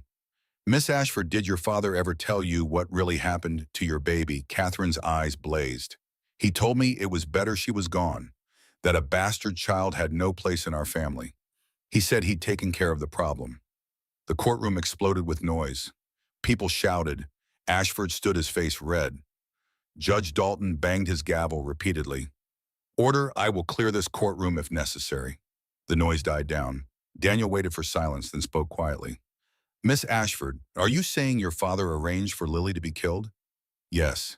He hired Tom Grimes to get rid of her. I heard the servants talking. I know what he did. Your witness, Mr. Price. Price approached Catherine carefully. His confidence was fully gone now, replaced by desperation. Miss Ashford, you're very young, emotional. Isn't it possible you misunderstood what you heard? I know what I heard. Your father loves you. He's trying to protect your reputation. Can't you see that he tried to murder my child? That's not love. That's not protection. You're testifying against your own father. Do you understand what that means? Catherine lifted her chin. It means I'm finally doing the right thing. Price had no response to that. He returned to his seat, shaking his head. Daniel stood. Your Honor, I call Tom Grimes. This was the moment everything hung on. Grimes shuffled to the stand, looking like a man going to his execution. His hands shook. His face was pale. Daniel approached him gently. Mr. Grimes, tell the court what happened on September 17th of this year. Grimes swallowed hard. I was approached by Mr. Ashford. He said he had a job for me, easy money, $500. What was the job? To get rid of a baby. His granddaughter. He said she was sick anyway, wouldn't survive. Said it was kinder to end it quick. The courtroom was dead silent now. Every eye was on Grimes. What did you do? Grimes's voice broke. I took the money. God help me, I took it. I got the baby from the house late at night, put her in a burlap sack, tied it shut, threw her in Blackwater Creek. Tears streamed down his face. I heard her crying in that sack, but I did it anyway. I threw her in and walked away. Why are you testifying now? Because I can't live with what I did. Because that baby deserved better. Because Mr. Cross gave her a second chance, and I'm not going to let Ashford take that away. Price stood for cross-examination, but he looked defeated. Mr. Grimes, you're a drunk with a criminal record. Why should anyone believe you? Because it's the truth. And because I'm willing to go to jail for what I did, as long as that baby stays safe. You expect us to believe Mr. Ashford, a respected businessman, paid you to commit murder. I don't expect nothing. I'm just telling what happened. Price tried a few more questions, but Grimes held firm. His testimony was devastating. When Grimes stepped down, Judge Dalton called for a recess. I need to consider what I've heard. Court will reconvene in 30 minutes. Those 30 minutes felt like hours. Nathan stood outside the courthouse holding Lily. She was getting fussy, tired of being still for so long. Papa, she said, patting his face. Home. Soon, little one. Soon. Grace stood beside him, Catherine on his other side. Their makeshift family waiting for a judge to decide their fate. William Hayes approached his blacksmith's, hands rough but gentle, as he touched Lily's foot. Whatever happens in there, Nathan, you did right by this baby. Don't forget that. Thanks, William. Others came by. Philip Turner, Martha Collins, dozens of townspeople offering support. Across the street, Ashford stood with his lawyers, isolated and alone despite his wealth and power. No one approached him. No one offered support. He'd bought loyalty, but not love. And in this moment, the difference was stark. The bailiff called them back. The courtroom filled again, tension thick enough to cut. Judge Dalton entered and sat. His face gave nothing away. I've heard compelling testimony from both sides, he began. The law clearly states that blood relatives have rights in custody matters. Mr. Ashford's claim as grandfather has legal weight. Nathan's heart sank. They'd lost. However, Judge Dalton continued, the law also states that the welfare of the child is paramount. And the testimony I've heard today raises serious questions about Mr. Ashford's fitness as a guardian. Hope flickered in Nathan's chest. Mr. Grimes's testimony, corroborated by Miss Ashford's statement, and Dr. Brooks's medical evidence, suggests that an attempt was made on this child's life. While I cannot prove Mr. Ashford's direct involvement in a criminal court, I can consider it in this custody hearing. Ashford leaned forward, his lawyer whispering urgently in his ear. Furthermore, the judge said, I've observed the child during these proceedings. She's calm and content with Mr. Cross. She shows clear attachment to him and to Mrs. Miller. Removing her from their care would cause trauma. Your Honor, Price stood. The law, I know the law, Mr. Price, and the law gives me discretion in matters of child welfare. I'm exercising that discretion now. Judge Dalton looked directly at Nathan. Mr. Cross, your ranch is failing. Your finances are a mess. By any objective measure, you cannot provide for this child the way Mr. Ashford could. Nathan nodded, accepting the truth. But you saved her life. You've cared for her when no one else would, and she's thriving under your care. That counts for something. The judge turned to Ashford. Mr. Ashford, you have wealth and influence. You have resources, but you also have a pattern of control and abuse. Your daughter testified to your treatment of her. Multiple witnesses spoke to your character. And Mr. Grimes's testimony, while from an unreliable source, aligns too closely with other evidence to be dismissed entirely. Your Honor, this is outrageous, Ashford said, standing. I have rights, rights that you forfeited when you put an infant in danger. Sit down, Mr. Ashford. For the first time in his life, probably, Richard Ashford had no response. He sat. Judge Dalton looked out over the courtroom. This is my ruling. Custody of the child known as Lily is granted to Nathan Cross, with Mrs. Grace Miller serving as co-guardian. Miss Catherine Ashford, as the biological mother, will have visitation rights and may petition for shared custody once she establishes independent residence and employment. The courtroom erupted. People cheered, some cried. Nathan just stood there holding Lily, unable to process what he'd heard. They'd won. Judge Dalton banged his gavel. Furthermore, I'm ordering an investigation into the events of September 17th. Mr. Grimes, you will remain available for questioning. Mr. Ashford, I suggest you retain criminal counsel. This matter is far from over. Your Honor, Price tried one more time. We will appeal this decision. That's your right. But until that appeal is heard, my ruling stands. This child stays with Mr. Cross. Judge Dalton stood. Court is adjourned. The gavel fell. Final. Nathan looked down at Lily. She smiled up at him, oblivious to what had just happened. To her, this was just another day with Papa. We did it! Grace whispered, tears streaming down her face. We actually did it. Catherine joined them, her own tears falling freely. Thank you. Thank you for fighting for her. She's your daughter, Nathan said. You can see her anytime. I know, and I will. But you're her father now. You earned that. Catherine touched Lily's hand. Take care of her. I will, I promise. They walked out of the courthouse together into afternoon sunlight. The crowd outside had grown. People cheered as they emerged. William Hayes lifted his hat. Philip Turner clapped Nathan on the back. It felt like a celebration, like victory. But across the plaza, Ashford stood beside his carriage watching. His face was a mask of rage barely contained. This isn't over, Cross, he called.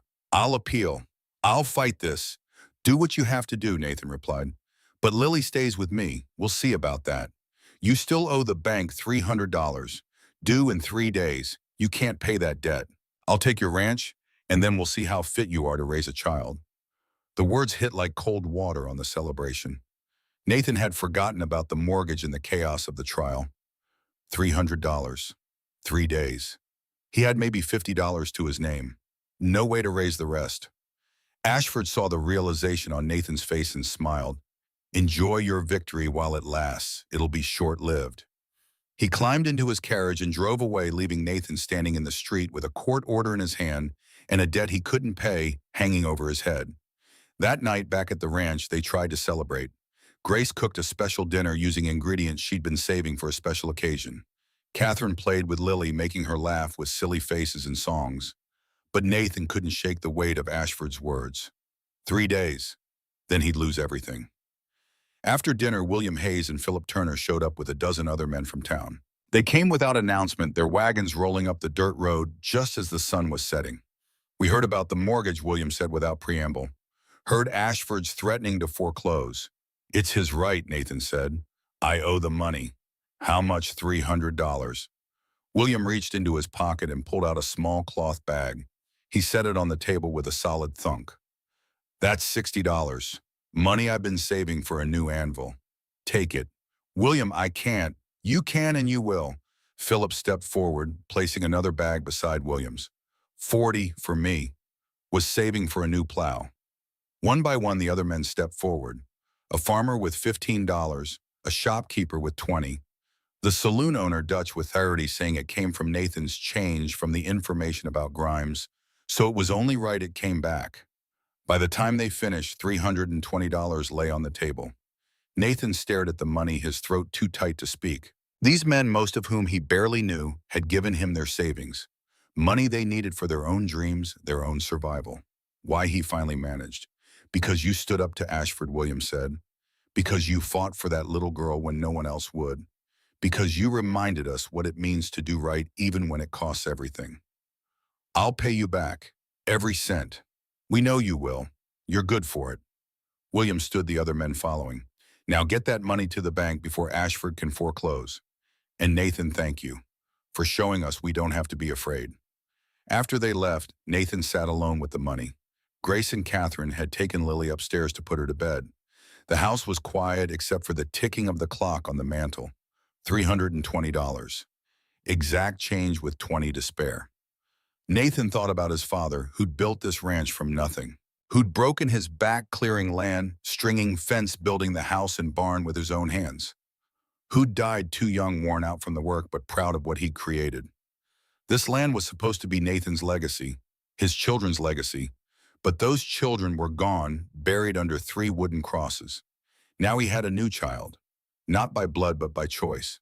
And these men, these neighbors, had just shown him that legacy wasn't just about land, it was about the kind of man you were, the kind of stand you took.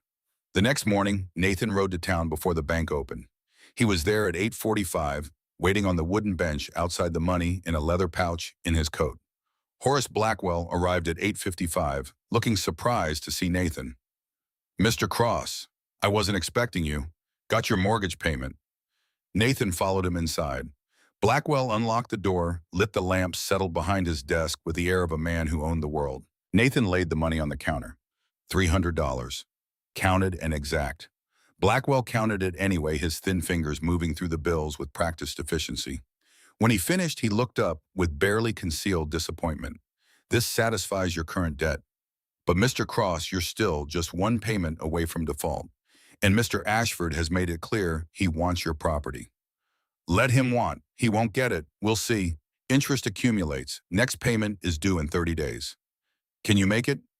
Nathan thought about his burned hay shed, his depleted herd, the legal fees he owed Daniel Cooper. Thought about 10 acres of rocky land he'd never been able to use. I'll make it. For your sake, I hope so. Mr. Ashford doesn't take defeat well. Nathan left the bank and went straight to Daniel Cooper's office. The lawyer was already at work, surrounded by law books, preparing for Ashford's inevitable appeal. Nathan, congratulations again. We did it. We did. And I owe you for your work. We can discuss payment later. Right now I'm working on making sure Ashford can't overturn the ruling. The grounds are shaky. His lawyers know it. How much do I owe you, Daniel? The lawyer hesitated. My usual fee for a case like this would be $500. Nathan felt his stomach drop. He just scraped together $300. Where would he find $500 more? But Daniel continued quickly. I'm willing to work out a payment plan, small amounts over time, whatever you can afford. That's generous. Why? Because you did something brave. You stood up to power. And because I'm tired of men like Ashford controlling everything. Daniel extended his hand. Partners. Nathan shook it. Partners. The next 30 days were a blur of work. Nathan knew he had to make that next mortgage payment, and he had no idea where the money would come from. The community had already given everything they could spare. He couldn't ask them for more. But he had assets. Land he couldn't farm. The northern 10 acres, all rocks and hard clay, useless for grazing. But Philip Turner had mentioned once that those rocks would make good foundation stone. Nathan rode to Philip's farm on a cold morning in late October. How much? Philip asked when Nathan explained. 300. Fair market price is probably 400, but I need it now. Philip looked at the land survey Nathan had brought. Then he looked at Nathan. You're selling your father's land to keep Lily. Yes, Philip pulled out his wallet. I'll give you 400. That's what it's worth. And Nathan, you can buy it back from me anytime. Same price. I'll put it in writing. They shook hands. Nathan made a second payment with a day to spare. But the harassment didn't stop. Over the next weeks, cattle disappeared in the night. 10 head, then 5 more. Fences were cut, forcing Nathan to spend days rounding up strays. Water troughs were poisoned, killing 5 of his best breeding cows. Nathan knew it was Ashford, but he could never prove it. The attacks were too careful, too clean. No witnesses, no evidence.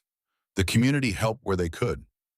William repaired fences. Philip let Nathan's cattle graze on his land when Nathan's pasture was contaminated.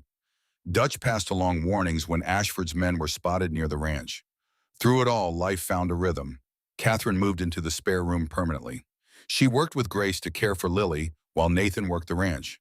In the evenings, they'd sit together, the 3 adults and the baby, almost like a real family.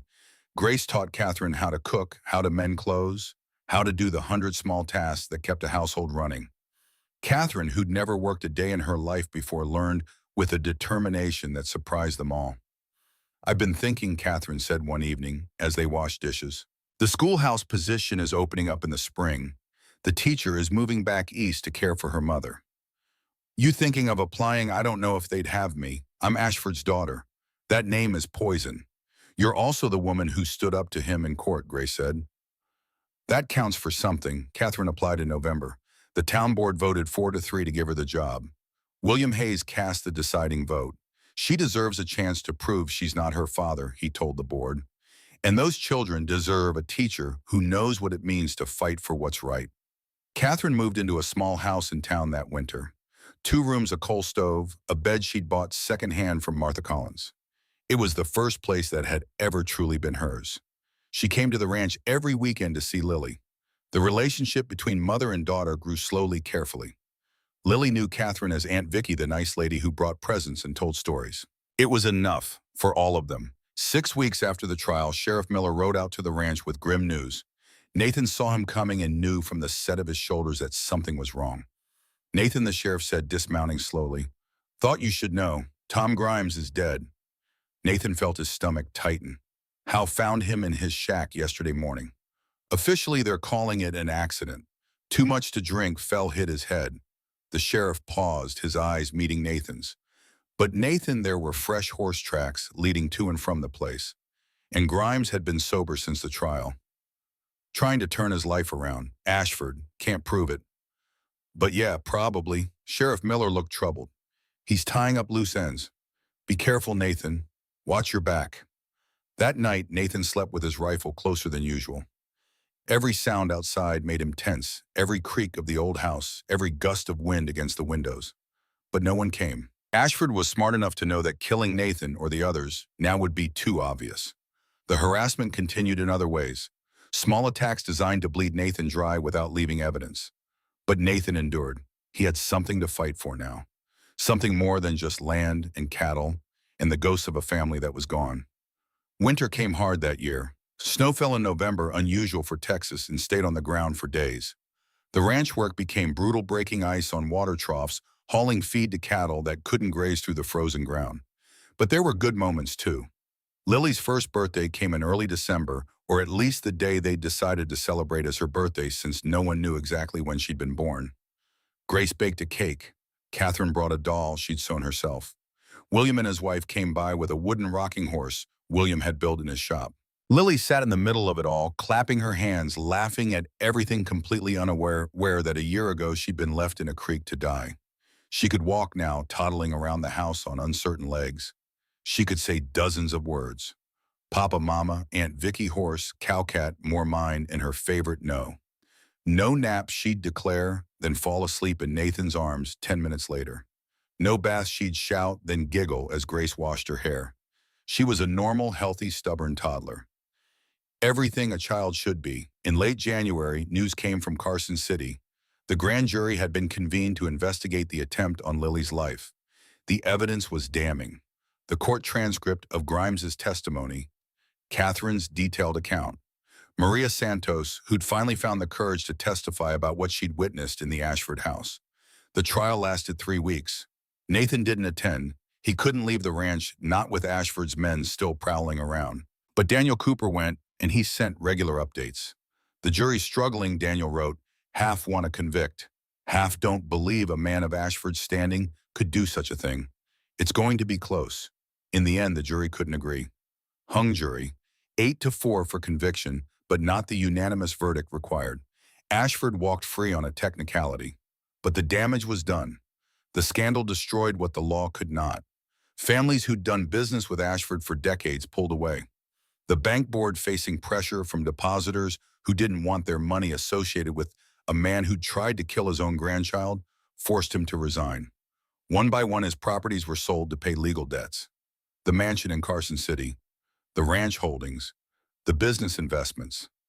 His empire crumbled not from justice, but from shame. The last Nathan heard, Richard Ashford had moved to Philadelphia, where no one knew the name or the story. His daughter didn't speak of him. Neither did Nathan. Good riddance. Spring came late but welcome. The snow melted. The land turned green. Nathan's cattle, those that had survived Ashford's harassment, began to calve. Life, stubborn and persistent, continued. Catherine's teaching job started in March. She was nervous that first day, standing in front of 15 children ranging from 6 to 14, all of them staring at her with the frank curiosity of the young. But she found she loved it. Loved the challenge of making history come alive, of teaching mathematics in ways the children could understand, of reading stories that made them laugh and think. And she found something else too.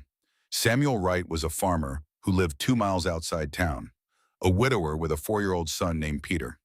He came to the school one afternoon to ask about enrolling Peter for the fall term. Catherine saw him through the window, tall and solid, with kind eyes and work-roughened hands. When he smiled, something in her chest fluttered. They talked for 20 minutes about curriculum and expectations. When he left, Catherine found herself hoping he'd come back. He did a week later with a basket of early vegetables from his garden. Thought you might like these, he said, suddenly shy. Being new in town and all. They started talking carefully at first, then with growing ease. Samuel had lost his wife to fever 2 years ago. He understood grief, understood the weight of moving forward when part of you wanted to stay frozen in the past. Their courtship was slow, proper. Walks after church, picnics with Peter and Lily playing together, dinners at the ranch where Grace and Nathan could observe and approve. 6 months later, on a warm evening in September, Samuel asked Catherine to marry him. She said yes, but with a condition. I need you to understand, she told him, that Lily will always be part of my life. I see her every weekend. That won't change. Samuel took her hand. I wouldn't want it to. She's your daughter. And Peter needs a sister. Seems like it works out well for everyone. They married in October, a small ceremony in the church with the whole town attending. Catherine wore a simple dress that Grace had helped her make. Samuel wore his best suit, nervous and happy. Lily was there, almost 2 years old, sitting in Nathan's lap and whispering loudly, "Aunt Vicky pretty." Peter, excited to have a new mother, held the ring and took his job very seriously. It was, Nathan thought, exactly what Catherine deserved. A quiet, honest happiness built on truth instead of lies. 2 years passed, then three. Lily grew from a toddler into a little girl. By her third birthday, she could run climb speak in complete sentences. She had opinions about everything. Her favorite food was Grace's apple pie. Her favorite game was chasing chickens in the yard, much to the chickens' dismay. Her favorite person was still Papa Nathan, though she loved Mama Grace and Aunt Vicky just as much. The ranch stabilized. Nathan paid off the mortgage in full in the spring of 1883, using money from the sale of another 10 acres and a good year with the cattle. Horace Blackwell looked disappointed when Nathan made the final payment. "You're free and clear now," Blackwell said. "No more debt." Nathan walked out of that bank feeling lighter than he had in years. That afternoon, he took Lily to the three graves. She was old enough now to understand at least a little, smart enough to ask questions. "Papa, who are they?" She pointed at the wooden crosses, weathered now but still standing. Nathan knelt down to her level. "That's my first family, sweetheart. My wife Sarah, my daughter Lucy, my son James." "Where are they?" "They're in heaven. They died a long time ago in a fire." Lily thought about this seriously, her small face scrunched in concentration. Then she picked 3 wildflowers from the grass and laid one on each grave. "Hi, family," she said to the crosses. "I'm Lily. I'm Papa's new family." Nathan's vision blurred. He picked Lily up and held her close, breathing in the smell of her hair, feeling the solid warmth of her against his chest. "That's right, baby. You're my new family. And I love you so much. Love you too, Papa." She patted his wet cheek. "Don't be sad. We're here." "Yeah," Nathan whispered. "We are." They stood there for a while, the living and the dead connected by love and loss and the strange paths that bring people together. When they walked back to the house, Grace had lunch ready. Catherine had ridden out from town with Samuel and Peter. They ate together, laughing and talking, Lily chattering about everything and nothing the way 3-year-olds do. It wasn't the family Nathan had planned. It wasn't the life he'd imagined. But it was real. It was honest. And it was built on the strongest foundation he knew: love, choice, and the promise he'd made to a dying baby in a creek that no one would hurt her again. He'd kept that promise. Through trials and threats, through poverty and persecution, he'd kept her safe. And in saving her, he'd saved himself. The years continued to pass, each one building on the last, like stones in a wall. Nathan sold more land when he had to, bought it back when he could. The ranch grew smaller in acreage, but stronger in purpose. Grace's store prospered. She'd become the heart of Red Canyon's business district, known for fair prices and honest dealing. She never married, content with the life she'd built. Catherine and Samuel had 2 more children, a girl named Mary and a boy named Thomas. Their house rang with laughter and chaos. Peter grew into a fine young man who loved his mother fiercely and protected his younger siblings with the same devotion. And Lily grew. By the time she was 5, she could ride a horse, 10 chickens, and recite her alphabet backward. She started school and became the teacher's favorite, though Catherine tried not to show favoritism. By 7, she was helping Nathan with the ranch work, insisting she was strong enough to carry buckets of water and feed for the animals. By 10, she could rope a calf, fix a fence, and argue politics with anyone who'd listen. She was fierce and brave and stubborn, with her mother's blonde hair and her own unique spirit. Everyone in Red Canyon knew Lily Cross, the little girl who'd survived the creek. Nathan watched her grow with a mixture of pride and wonder. This was the baby he'd pulled from the water blue and barely breathing. This strong, confident child who feared nothing and loved fiercely. Sometimes late at night, he'd think about that morning by Blackwater Creek, about how close he'd come to riding past, about how his whole life had changed because he'd heard a tiny cry over the sound of water. One decision, one moment. Everything turned on it. He thought about Sarah and Lucy and James buried under their crosses. He'd failed them, hadn't been there when they needed him most. But he'd been there for Lily. And maybe that was why he'd survived when his first family hadn't. Maybe he'd been meant to be there that specific morning in that specific place. He didn't believe in fate exactly, but he believed in purpose, and Lily had given him that. The 10th anniversary of finding Lily came on a crisp September morning in 1891. Lily was almost 11 now, tall and gangly, all arms and legs on the edge of becoming a young woman. Nathan woke early as he always did and found her already up sitting on the porch steps watching the sunrise. Couldn't sleep, he asked, sitting beside her. Been thinking, she said, about the story, the creek story. Nathan had told her the full truth when she turned 8, how she'd been thrown away, how he'd found her, how Ashford had tried to take her back.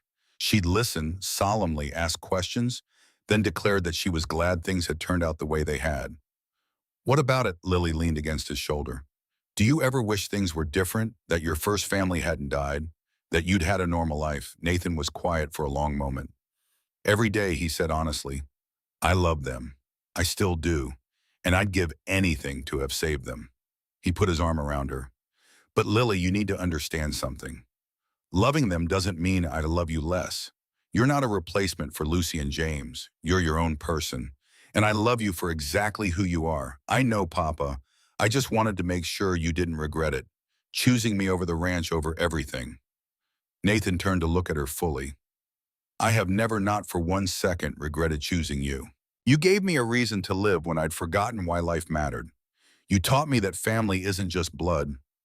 It's the people who choose to love you even when it's hard. Lily smiled, that bright, fearless smile that reminded him why he fought. Good, because I'm pretty great. Nathan laughed. Yes, you are. That afternoon, the whole extended family gathered at the ranch. Grace closed the store early. Catherine and Samuel came with their children. William Hayes and Philip Turner stopped by with their families. Even Sheriff Miller, now retired but still active in the community, made an appearance. They ate and talked and laughed. Lily played with her younger siblings and cousins Peter, watching over them all with the protective instinct of an older brother. As the sun set, Nathan stood on his porch watching the chaos of children running through his yard, listening to the sound of adult voices mixing with children's laughter. Grace came to stand beside him. You did good, Nathan. We did good, he corrected. Couldn't have done it without you, or without that stubborn streak of yours that refused to give up. She smiled. Remember when Ashford offered you $500 to just hand her over? Nathan shook his head. Seemed like so much money then. And now I wouldn't trade her for all the money in the world. They stood in comfortable silence, watching Lily teach Mary how to turn a cartwheel, both girls collapsing in giggles when they fell. Do you ever hear anything about Ashford? Grace asked. Not in years. Last I heard, he died alone in Philadelphia. No funeral, no mourners. Grace nodded slowly. Catherine got a letter from his lawyer. He left her $500 and a note apologizing for everything. What did she do? Burned the note, gave the money to the orphanage in Carson City, said she didn't want anything from him, not even his regrets. That sounds like Catherine. The evening grew late. Families began to leave, children protesting they weren't tired even as they yawned. Catherine hugged Nathan goodbye, Lily clinging to her for an extra moment. Love you, Aunt Vicky. Love you too, sweetheart. See you next weekend. Promise. When everyone was gone, the ranch felt quiet but full. Grace had stayed to help clean up. Lily was supposed to be getting ready for bed but was clearly stalling. Papa, can you tell me the story one more time? Nathan smiled. Which story? You know which one. He did. He settled into his chair, Lily climbing into his lap even though she was getting too big for it. Once upon a time, there was a man who was very sad. He'd lost his family and thought he'd never be happy again.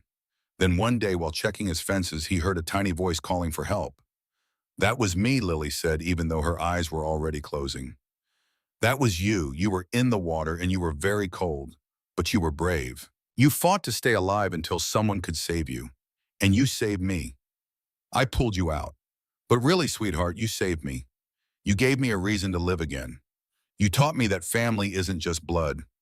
Family is the people who choose to love you even when it's hard. Lily was asleep now, breathing softly against his chest. Grace came out from the kitchen, drying her hands on a towel. She's getting too big to fall asleep in your lap. I know, but I'm not ready to stop yet. Grace smiled. You're a good father, Nathan. I'm trying to be. you're succeeding." She sat in the chair beside him. "Do you ever think about getting married?" Having more children, Nathan considered this. "I think about it sometimes, but what we have, the three of us, it works. Adding more might just complicate things." "You're probably right, though I wouldn't mind grandchildren someday." "Give her 10 more years," Nathan said. "Right now, she's still mine." They sat in silence, watching the last light fade from the sky. Nathan thought about the long road that had brought him here, the fire that took his first family, the 9 years of numbness and grief, the morning by the creek that changed everything. He thought about Ashford, who'd had everything and lost it all because he couldn't see that love was more valuable than reputation. He thought about the community that had rallied around them, ordinary people doing extraordinary things. And he thought about the baby in his arms who'd grown into this fierce, wonderful child. Some families are born, he thought. Some are found. The best ones are chosen. He'd chosen Lily that day by the creek. And every day since he chose her again, it was enough. It was more than enough. It was everything. Years continued to pass in their steady rhythm. Lily turned 12, then 13. She grew taller, her features sharpening into the young woman she'd become. She excelled in school, showing a particular talent for mathematics and a love of reading that Grace encouraged by lending her books from a growing collection. Nathan sold the last of his excess land to Philip Turner, keeping only the core 40 acres around the house and barn. It was enough for a small operation, enough to live on. He was 60 now, his hair more silver than brown, his joints stiff on cold mornings. But he could still work, still manage the ranch with Lily's increasing help. Grace was 62, still running the store, but talking about retiring, maybe training someone to take over. She'd saved enough over the years to live comfortably. Catherine was 30, happily married with 3 children and a 4th on the way. She'd become one of the most respected teachers in the county, known for her patience and her ability to reach even the most difficult students.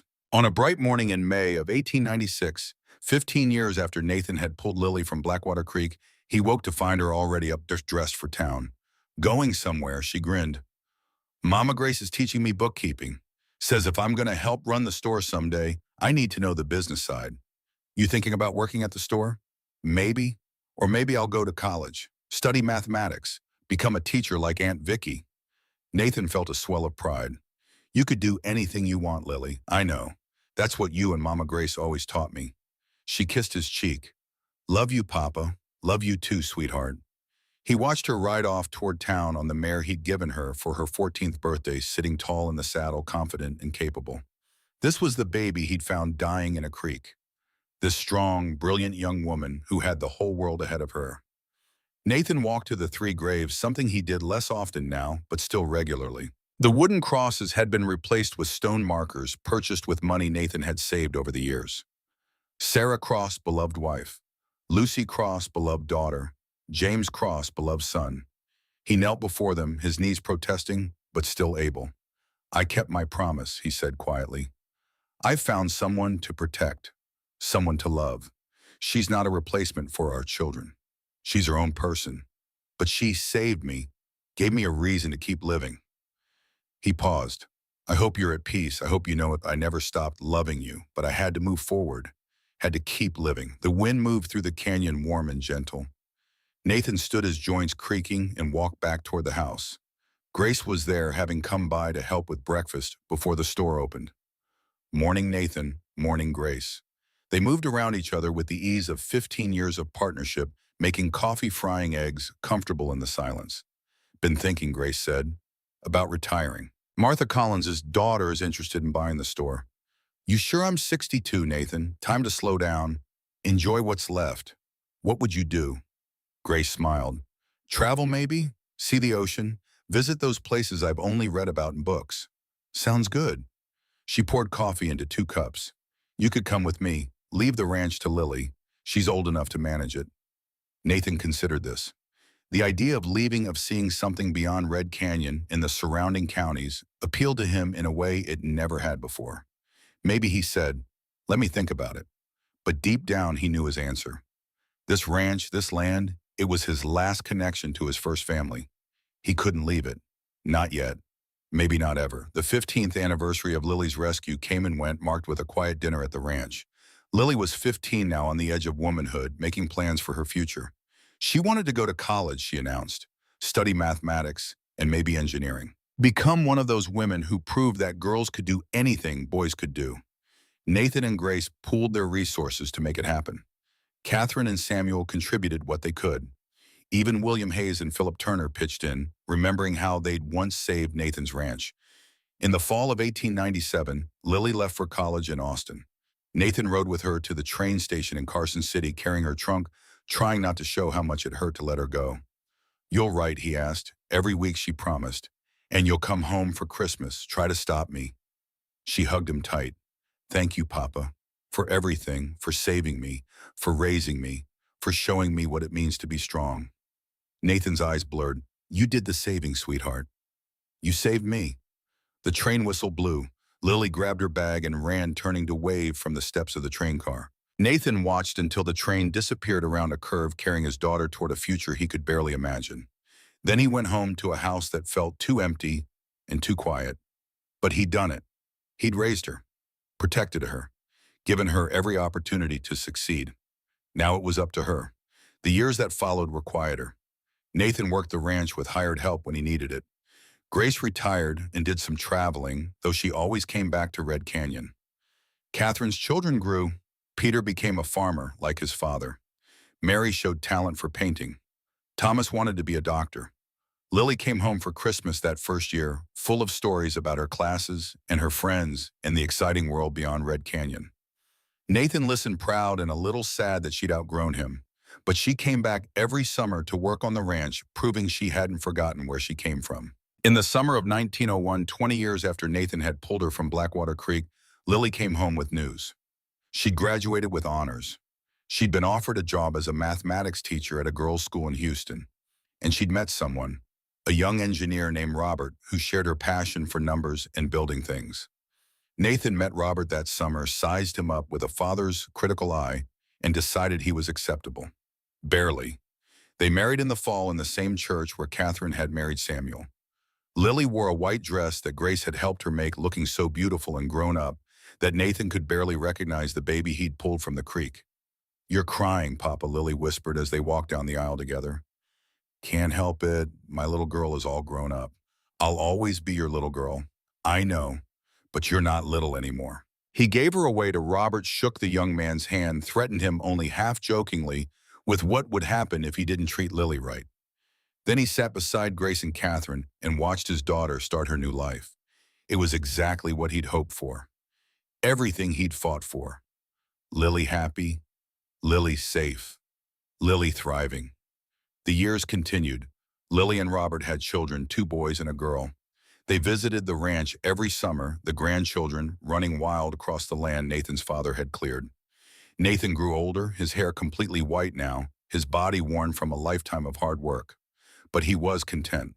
Grace died peacefully in her sleep in 1908 at the age of 74. The whole town turned out for her funeral. Nathan gave the eulogy, his voice breaking, as he talked about the woman who'd helped him raise Lily, who'd been his partner in every way that mattered. Catherine followed a year later, succumbing to pneumonia at the age of 43. Too young. Far too young. Samuel was devastated. Lily came home for the funeral and stayed a month helping her aunt's family through the grief. Nathan understood loss. He'd lived with it his whole life. But it never got easier. He was 75 now, still living on the ranch, still tending the land. Lily wanted him to move to Houston to live with her and Robert and the grandchildren. But Nathan couldn't leave. Not while he could still work. Not while the land still needed him.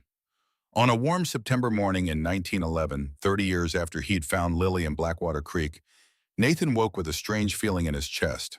Not pain exactly, just a heaviness, a sense that something was ending. He got up anyway, made coffee, went about his morning routine. But the feeling persisted. He walked to the 3 graves, moving slowly now, his cane helping him navigate the uneven ground. "Sarah, Lucy, James, I'll see you soon," he said quietly. "I've lived a good life, longer than I expected. Did some things I'm proud of." He thought about Lily now, 49 years old, a mother and grandmother herself, successful and happy. "I kept her safe," he said. "That baby in the creek. I kept my promise." The wind whispered through the canyon, carrying the scent of sage and distant rain. Nathan walked back to the house feeling tired in a way that sleep wouldn't fix.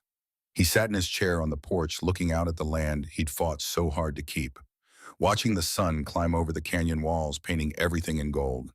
It was beautiful. It was home. And it was enough. Sheriff Miller found him that afternoon, sitting peacefully in his chair, looking out at the horizon. Nathan Cross had died as he'd lived the last 30 years. Quietly, with dignity, at peace. The funeral was held 3 days later. Lily came with her whole family, Samuel and his children. The grandchildren and great-grandchildren who'd never known Nathan when he was young and strong, but had loved the patient old man who told stories and handed out candy. The whole town came. Red Canyon shut down for the day. People who'd known Nathan for decades. People who'd only heard the stories. The man who'd stood up to Richard Ashford. The man who'd saved a baby from the creek. The man who'd shown them all what it meant to fight for what was right. They buried him beside his first family. Sarah, Lucy, James, and now Nathan. But they added a line to his headstone that told the story. Nathan Cross, beloved father to Lily. He saved one life and found his own. Lily stood at the grave long after everyone else had left her hand on the cold stone, tears streaming down her face.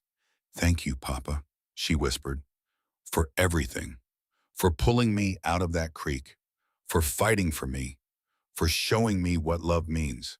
The wind moved through the canyon, warm and gentle like an answer. Lily dried her eyes and turned back toward the ranch. Her ranch now. Her children and grandchildren waited there, the next generation, ready to carry forward. The story didn't end with Nathan's death. It transformed, became a legacy, became a reminder that family wasn't just blood. It was choice, it was love. It was standing up for what mattered, even when the cost was high. Lily lived another 40 years, dying peacefully in 1951 at the age of 70. She left behind children, grandchildren, great-grandchildren, a family tree that spread across Texas and beyond. And every one of them knew the story, the baby in the creek, the cowboy who saved her, the fight against power and corruption, the community that rallied, the family built on choice instead of blood. Some families are born, some are found. The best ones are chosen.